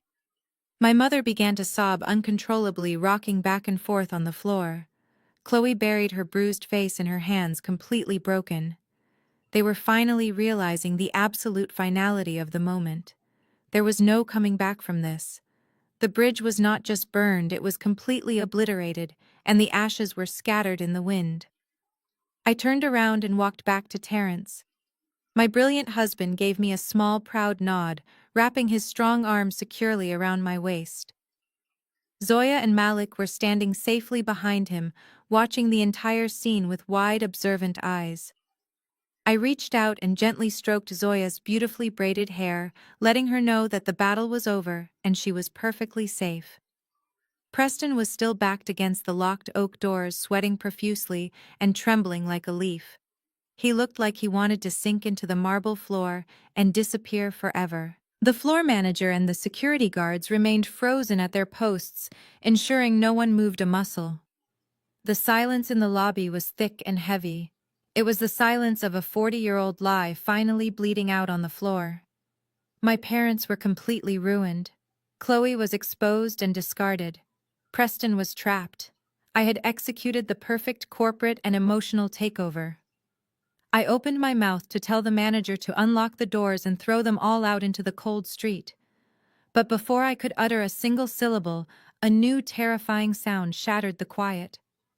It started as a faint wail in the distance, but it rapidly grew louder and more frantic. Intense red and blue lights began to flash violently through the glass panels of the heavy oak doors, painting Preston's terrified face in alternating neon colors. The sound grew absolutely deafening. It was not just one vehicle, it was a massive coordinated convoy rushing toward the building. The ear-piercing blare of multiple police sirens erupted from the golf course parking lot, screaming through the crisp October night and shaking the very foundation of the Heritage Pines Country Club. The wail of the sirens abruptly cut off, replaced by the heavy, ominous slamming of car doors. The red and blue lights continued to strobe violently through the glass panels of the main entrance, casting frantic neon shadows across the marble lobby. Preston pressed his back against the oak doors, sweating through his velvet jacket, his breath coming in short, panicked gasps. The electronic lock on the main doors beeped twice, echoing sharply in the tense silence. The heavy brass handles turned from the outside. Preston stumbled forward as the doors were thrust open. A rush of cold October air swept into the lobby, bringing with it a dozen federal agents. They were not local Atlanta beat cops responding to a domestic disturbance. They were men and women wearing dark tactical gear and navy blue windbreakers with 3 bold yellow letters printed across the back. FBI. Behind them stood several individuals in sharp business suits holding thick leather portfolios. The Securities and Exchange Commission had arrived. The sheer weight of federal law enforcement entering the elite Heritage Pines Country Club sent a shockwave through the room. The wealthy white patrons who had been watching our family drama unfold suddenly backed away, terrified of being associated with whatever was about to happen. The lead FBI agent, a tall, no-nonsense man with a thick mustache, stepped right past the country club manager and walked directly toward Preston. Preston threw his hands up, trying desperately to summon whatever was left of his old money arrogance. "Now wait just a minute," Preston stammered aggressively, smoothing down the lapels of his jacket. "There is a massive misunderstanding here. I am a platinum member of this establishment. I am a registered corporate hedge fund manager. You cannot just barge into a private event and harass me. Do you have any idea who I am?" The federal agent did not even blink. He did not care about Preston's velvet jacket or his country club status.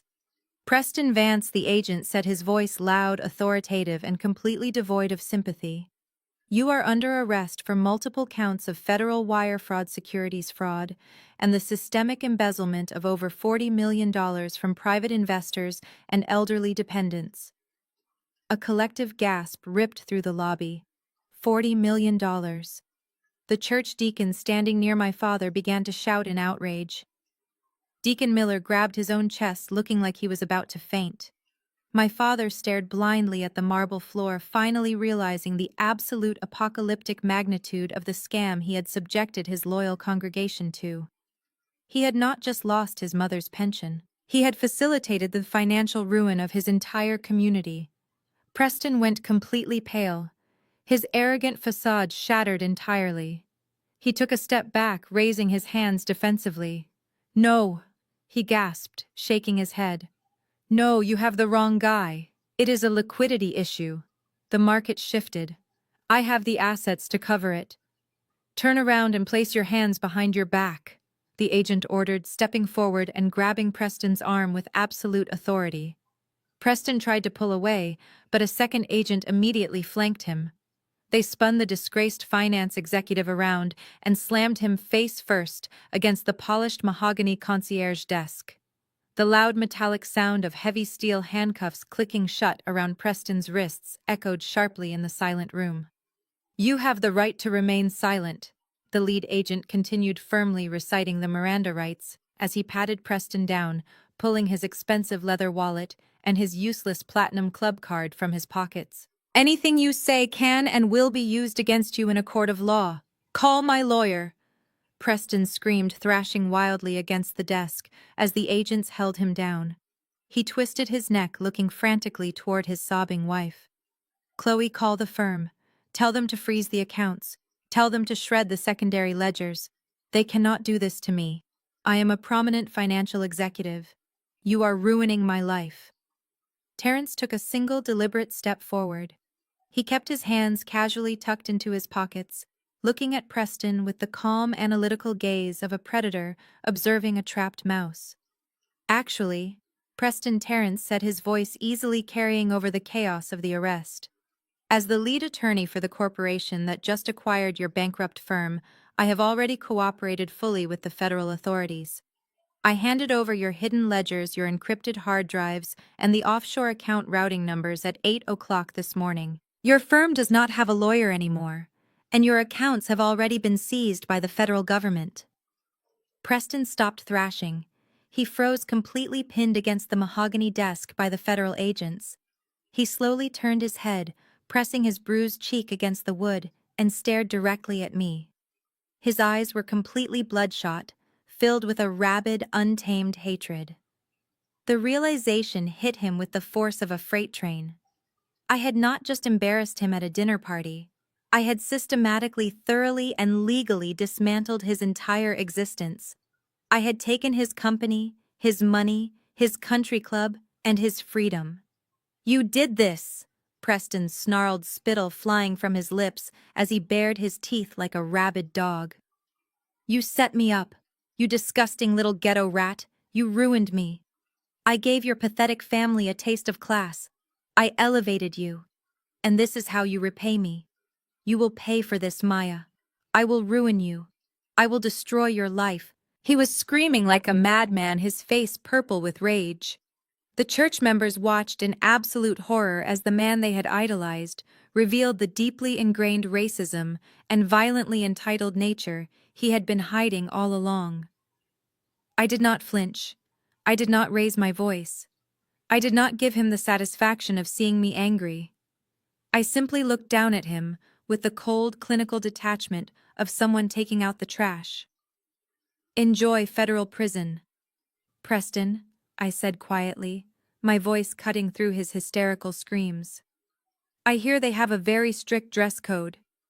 The lead agent yanked Preston to his feet. "Let us go," the agent commanded.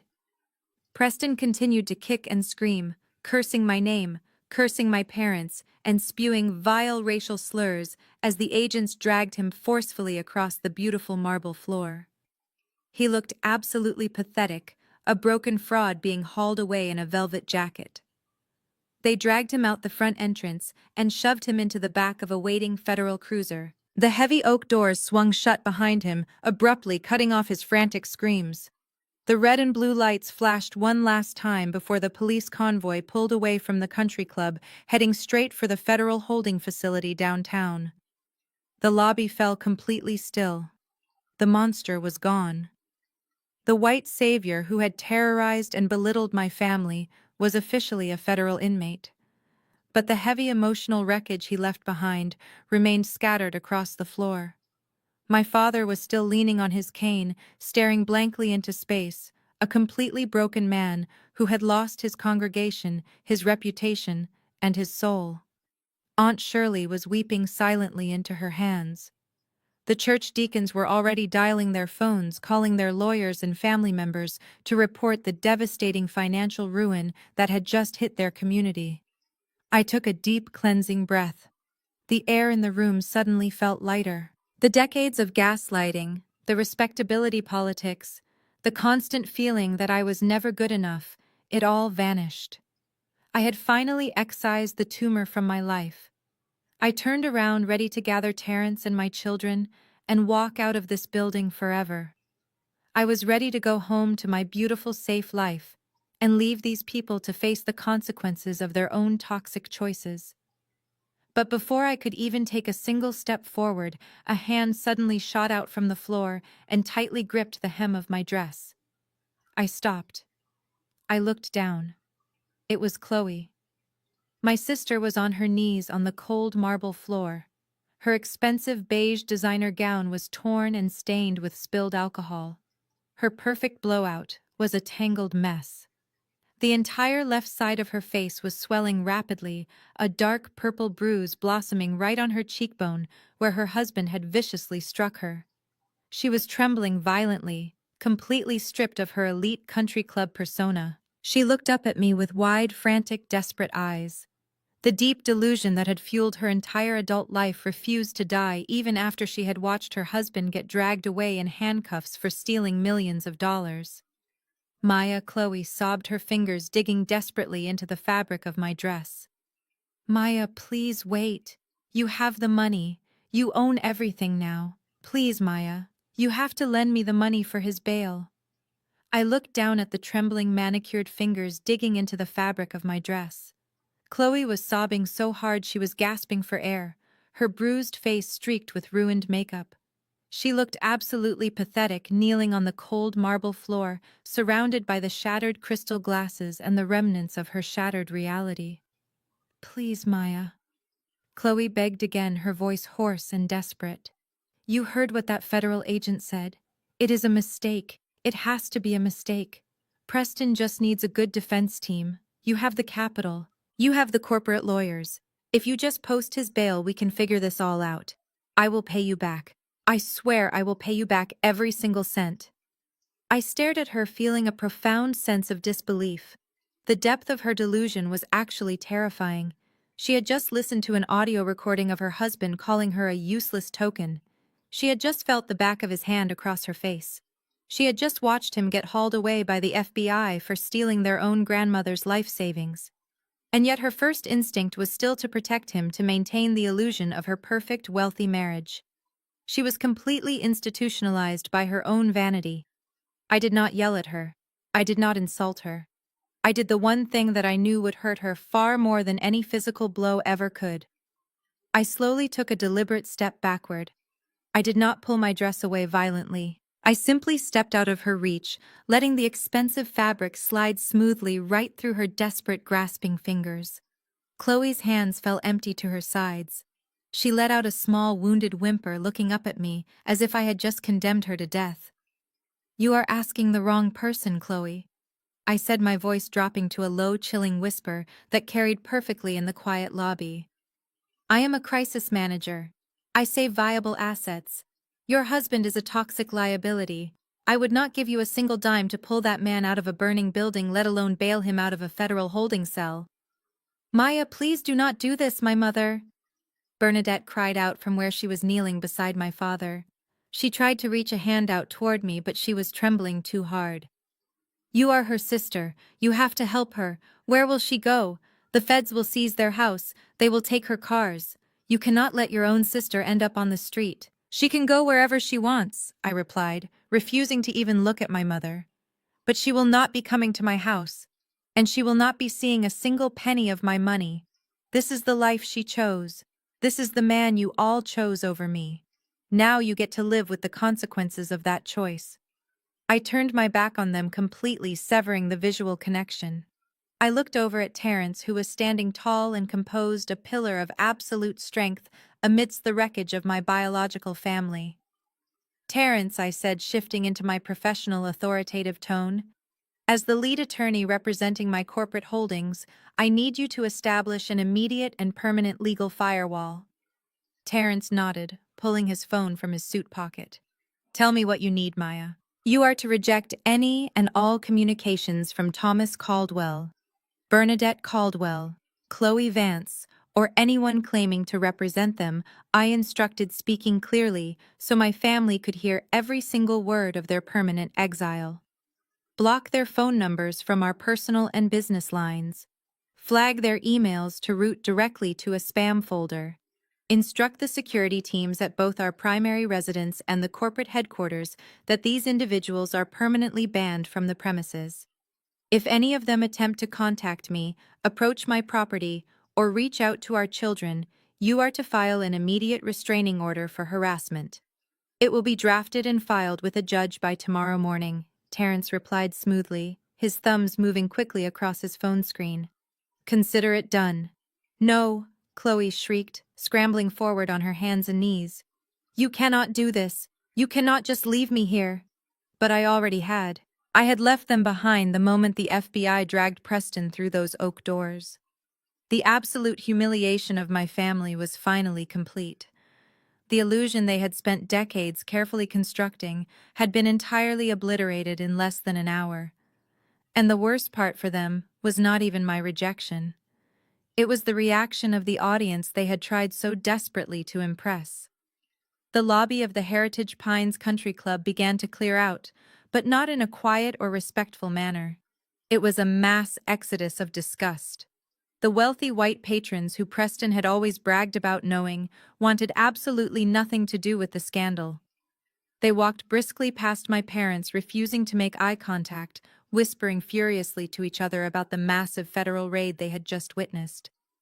But the true devastation came from my father's own congregation.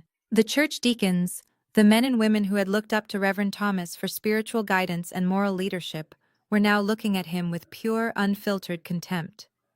They had dressed in their Sunday best to celebrate his anniversary, and instead they had discovered that their pastor had served them up on a silver platter to a white-collar criminal.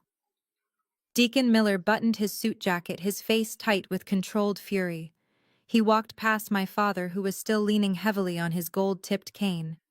Thomas Deacon Miller said, his voice hard and unforgiving, "Do not bother showing up to the pulpit this Sunday.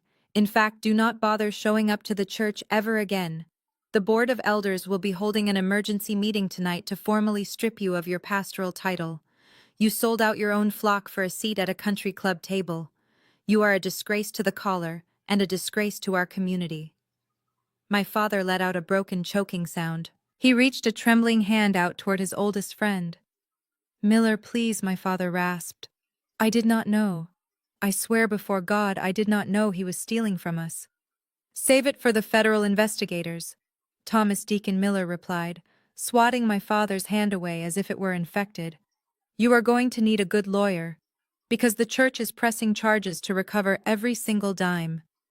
Deacon Miller turned and walked out the door, followed closely by the rest of the congregation members. No one offered to help Bernadette up from the floor. No one offered Chloe a tissue for her bleeding face.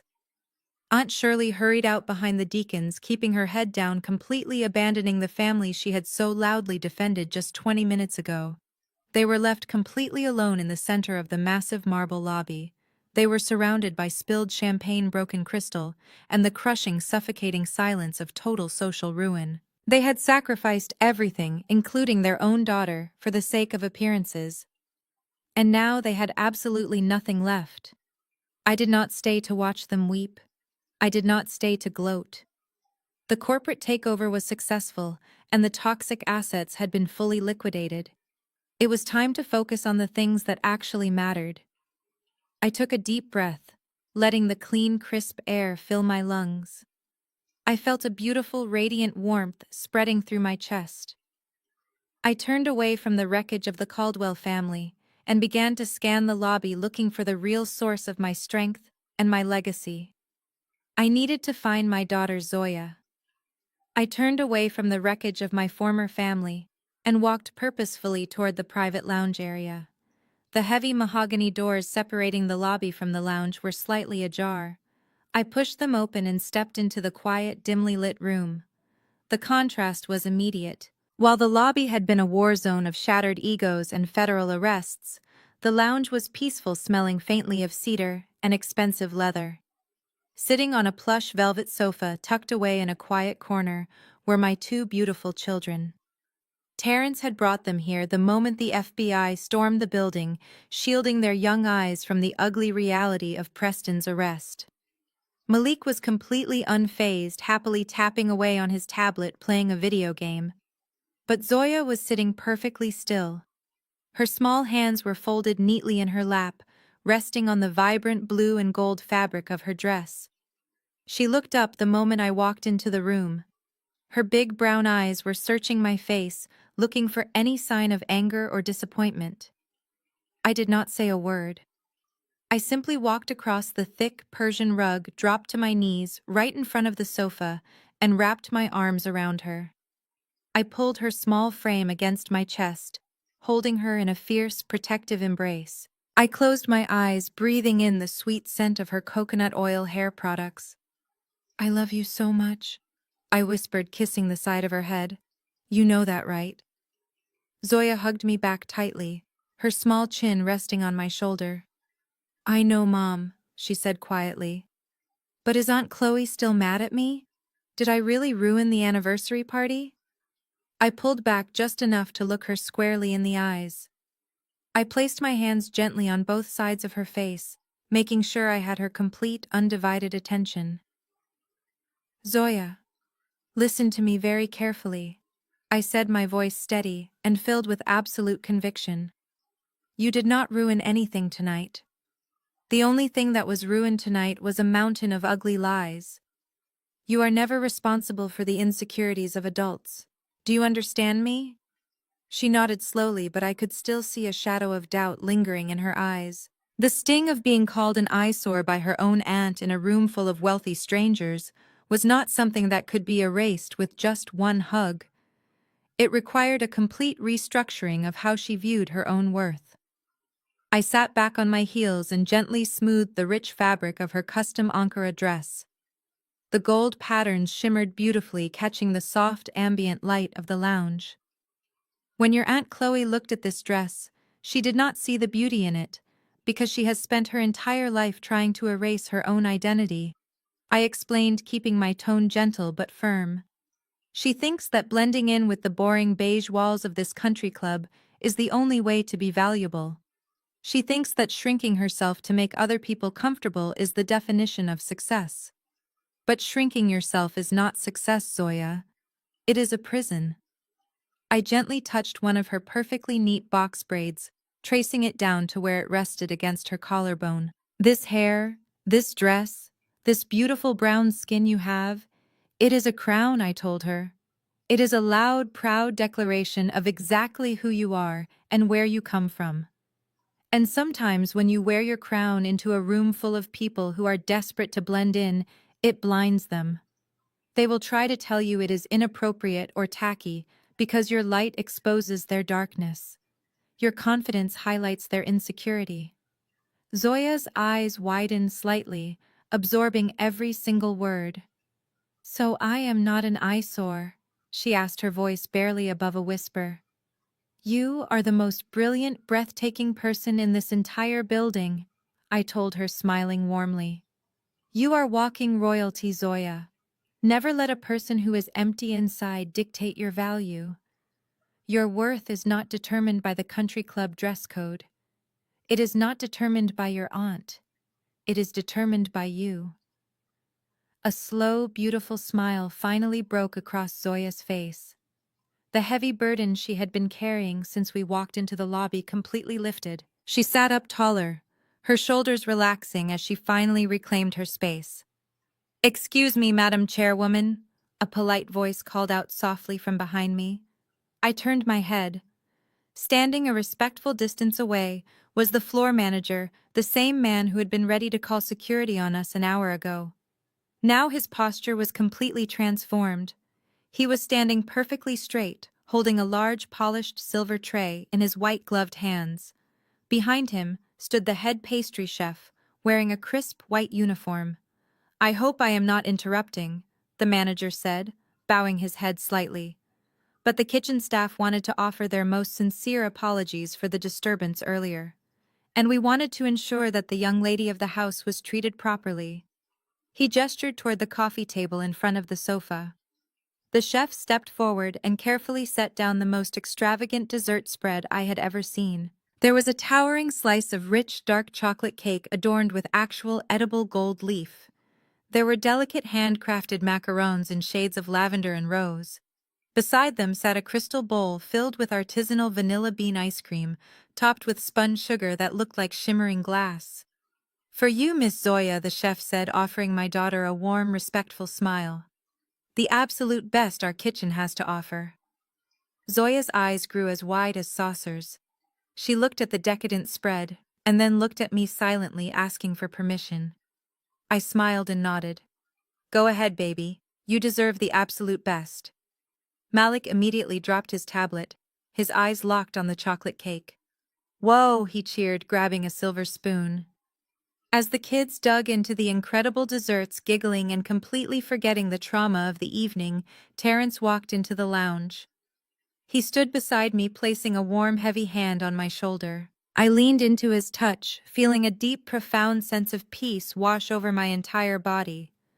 We watched our children laughing and eating, surrounded by luxury, treated with the utmost respect. This was the legacy I was building. This was the life I had fought so hard to protect. "Everything is finalized," Terrence murmured, his voice low so only I could hear. The security protocols are in place. The legal firewall is active. They are completely cut off, Maya. It is over. I let out a long, slow breath. It is over, I agreed. We let the kids finish their dessert, savoring the sweet taste of absolute victory. When the plates were finally clear, Zoya stood up, brushing a stray crumb from her gorgeous Ankara dress. She looked radiant, completely untouched by the toxicity we had left behind in the lobby. Ready to go home? Terrence asked, picking up Malik's tablet and offering his arm to me. More than ready, I replied, looping my arm through his.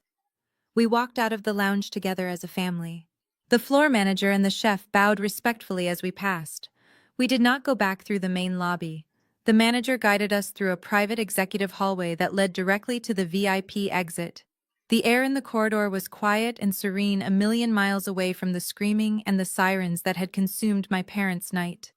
The heavy glass doors of the VIP exit slid open automatically. The crisp, cold October night air hit my face instantly, clearing away the last lingering traces of the country club tension. The valet had already brought our car around. The sleek black Maybach was parked right at the edge of the circular driveway, its engine purring softly under the glow of the amber streetlights. The valet driver stood sharply at attention, holding the rear door open for Zoya and Malik to climb inside. I took a deep breath, looking up at the clear night sky. I had walked into this building carrying 35 years of generational trauma, and I was walking out completely free. I had protected my children. I had defended my husband. I had reclaimed my own narrative.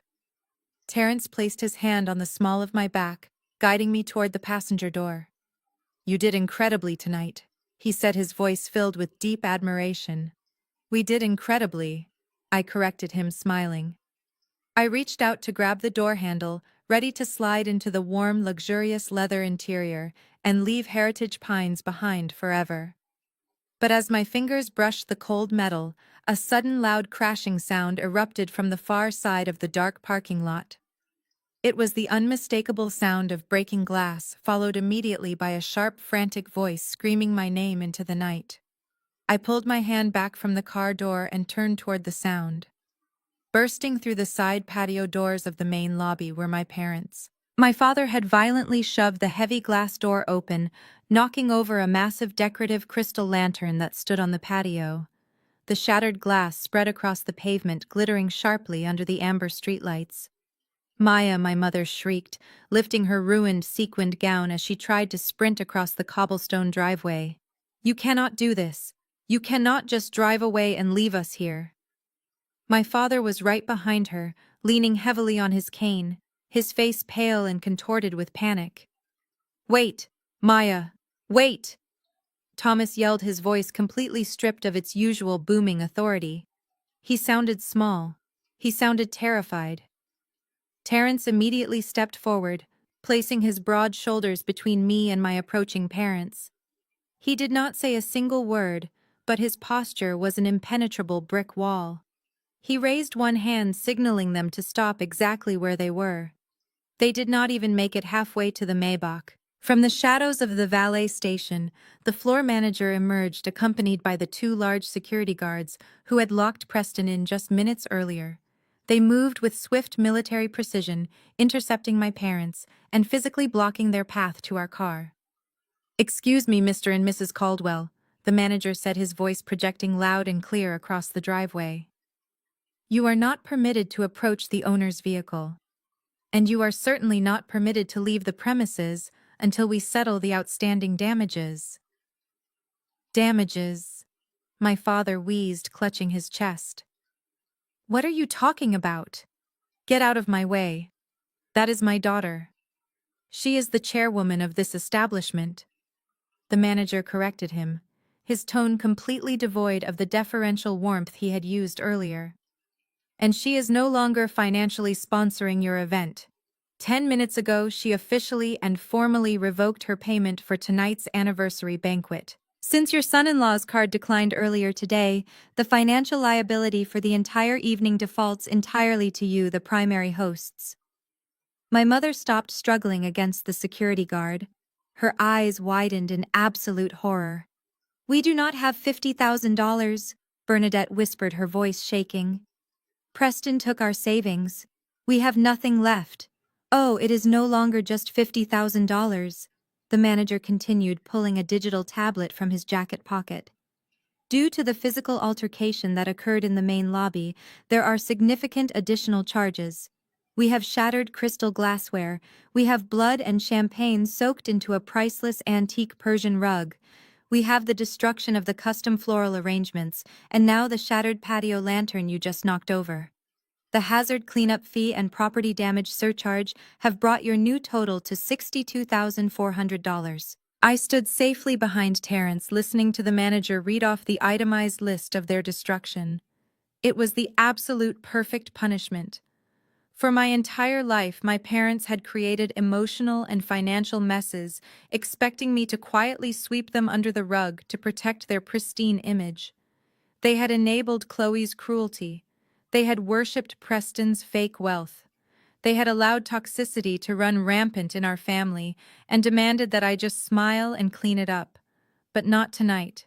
Tonight they were finally being handed the literal bill for their own dysfunction. How do you expect us to pay this? My father demanded, his voice cracking with despair. We just told you we were robbed. We are victims here. That is a matter for federal law enforcement, sir, the manager replied coldly. However, Heritage Pines requires immediate compensation for damages. If you cannot provide a valid credit card right now, I have been instructed to provide you with an alternative. My staff will bring out industrial mops, buckets, and heavy-duty trash bags. You and your remaining family members will physically clean the lobby yourselves to work off the hazard fees. If you refuse, we will call the local police and have you formally arrested for destruction of private property and theft of services. The choice is yours. Bernadette fell to her knees again, right there on the cold cobblestone driveway. Maya, please, she sobbed, looking past the guards to where I stood bathed in the warm light of the street lamp.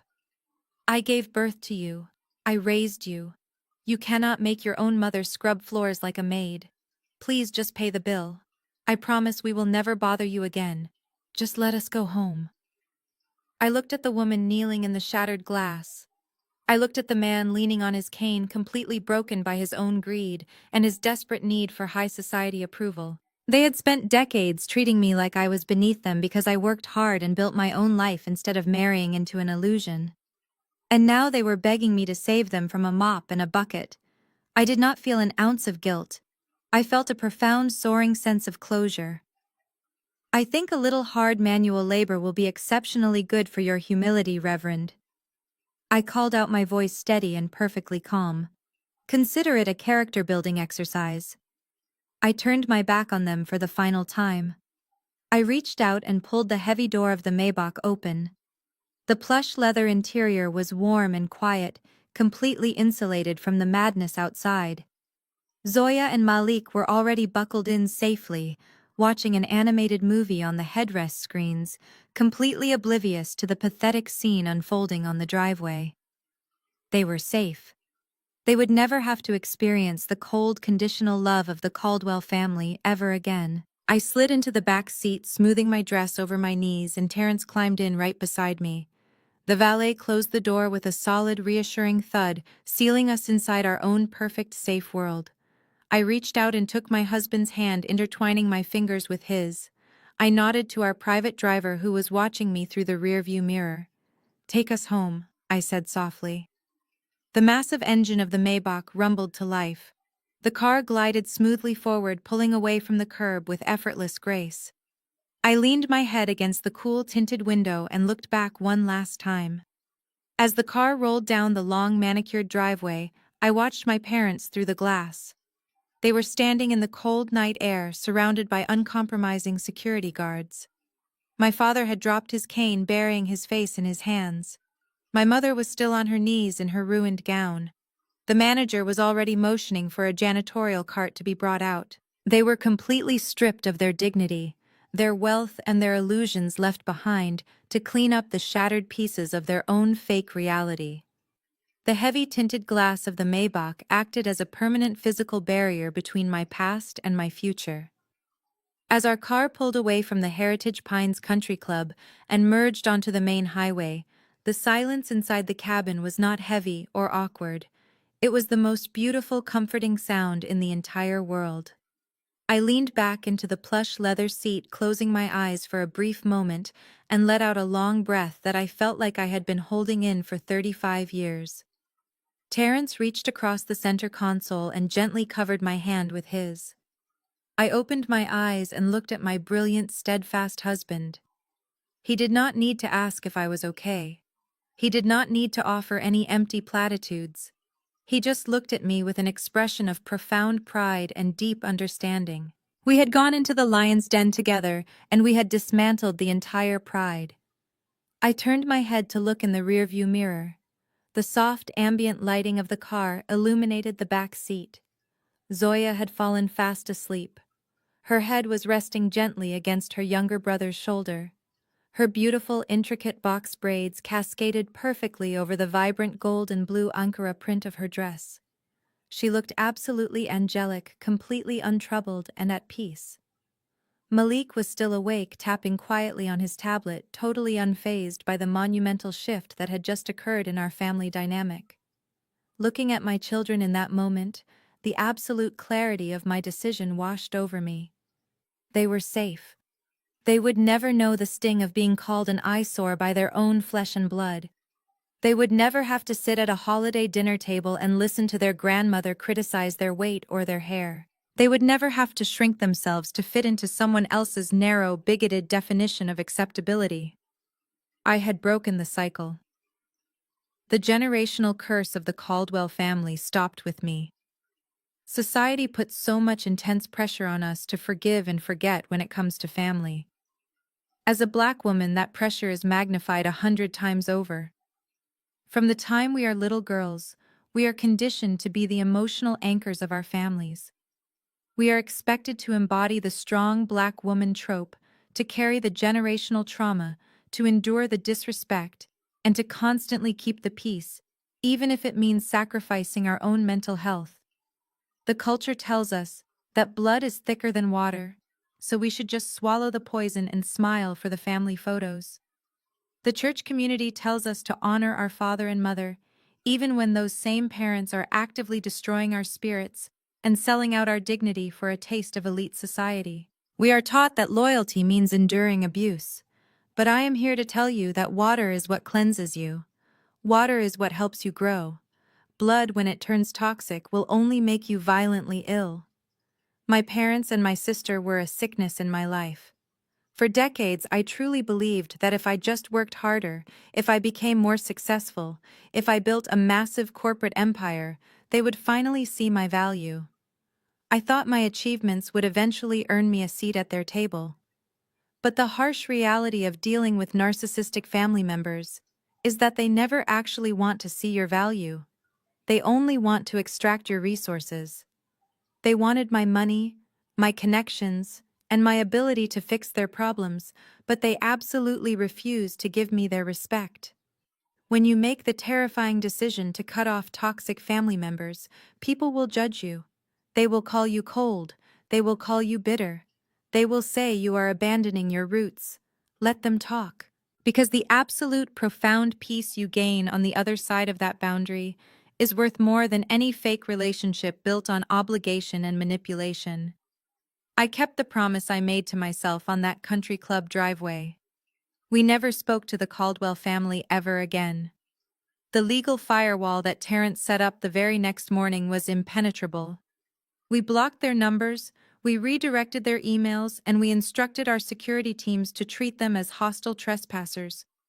But in a city like Atlanta, you cannot hide a scandal of that magnitude. We heard about the fallout through the corporate and legal grapevines. Preston was indicted on 34 separate counts of federal wire fraud and embezzlement. Without my money to buy him a team of high-powered defense attorneys, his public defender urged him to take a plea deal. The arrogant white savior who thought he was untouchable was sentenced to 15 years in a federal penitentiary. The government seized absolutely everything he owned. They took the massive house he shared with Chloe, they took his luxury cars, and they froze all of his hidden offshore accounts, to pay back a fraction of what he stole from his investors. Chloe, the golden child who believed her proximity to a wealthy white man made her superior to her own sister, was left with absolutely nothing. Her elite country club friends abandoned her the exact second the FBI raided her home. She went from wearing designer silk gowns to living in a cramped one-bedroom apartment on the outskirts of the city, working as a receptionist at a local dental office. She tried to reach out to me exactly once, using a prepaid burner phone begging for a loan to hire a divorce attorney. Terrence answered the call. He reminded her of the restraining order and hung up. We never heard from her again.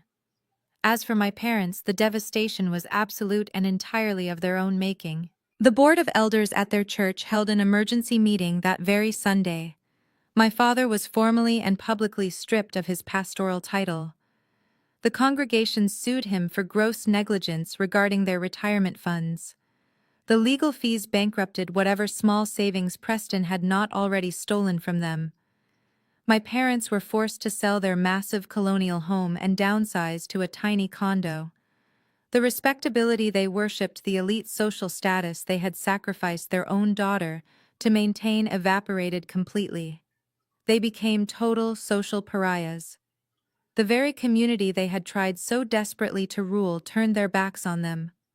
They were left with nothing but each other, and the bitter realization that they had destroyed their own legacy. Meanwhile, my life flourished in ways I never thought possible. The first thing I did the following Monday was hire a team of private investigators and financial recovery experts to track down the money Preston stole from Grandma Dorothy.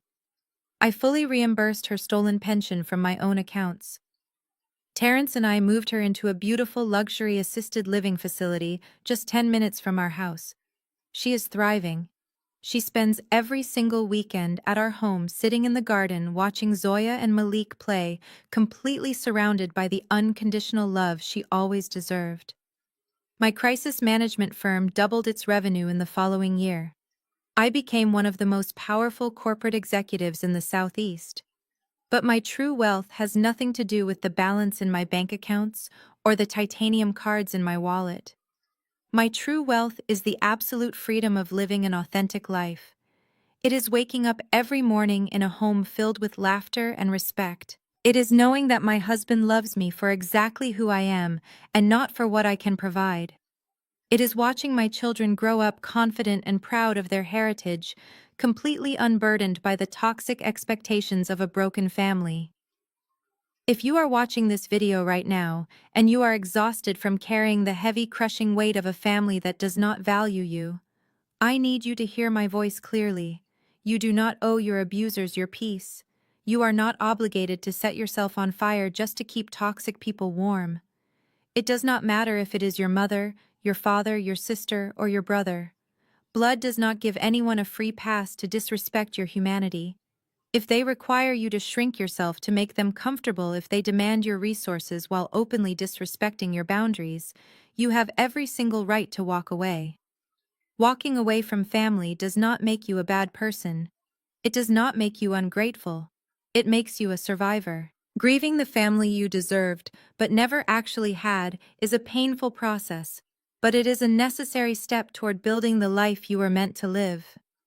Building your own chosen family is the most powerful act of rebellion against generational trauma. Look around at the people who actually celebrate your victories, the people who protect your name in rooms you have not even entered. Pour your love, your energy, and your resources into them. Have you ever had to make the incredibly difficult decision to cut ties with a toxic family member to protect your own peace? How did you find the strength to walk away from the guilt and build your own beautiful life? I truly want to read your stories. Please share your experiences in the comments section below. We are a community of survivors, and your story, your bravery might be exactly what someone else needs to hear today to finally set their own boundaries and take their life back. If my journey resonated with you, please hit the like button and subscribe to the channel for more authentic stories of resilience, establishing boundaries, and taking back your power. Share this video with anyone in your life who might need a reminder that they are the authors of their own destiny. Thank you so much for watching and for being a part of this community.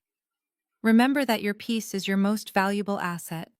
Guard it with your life.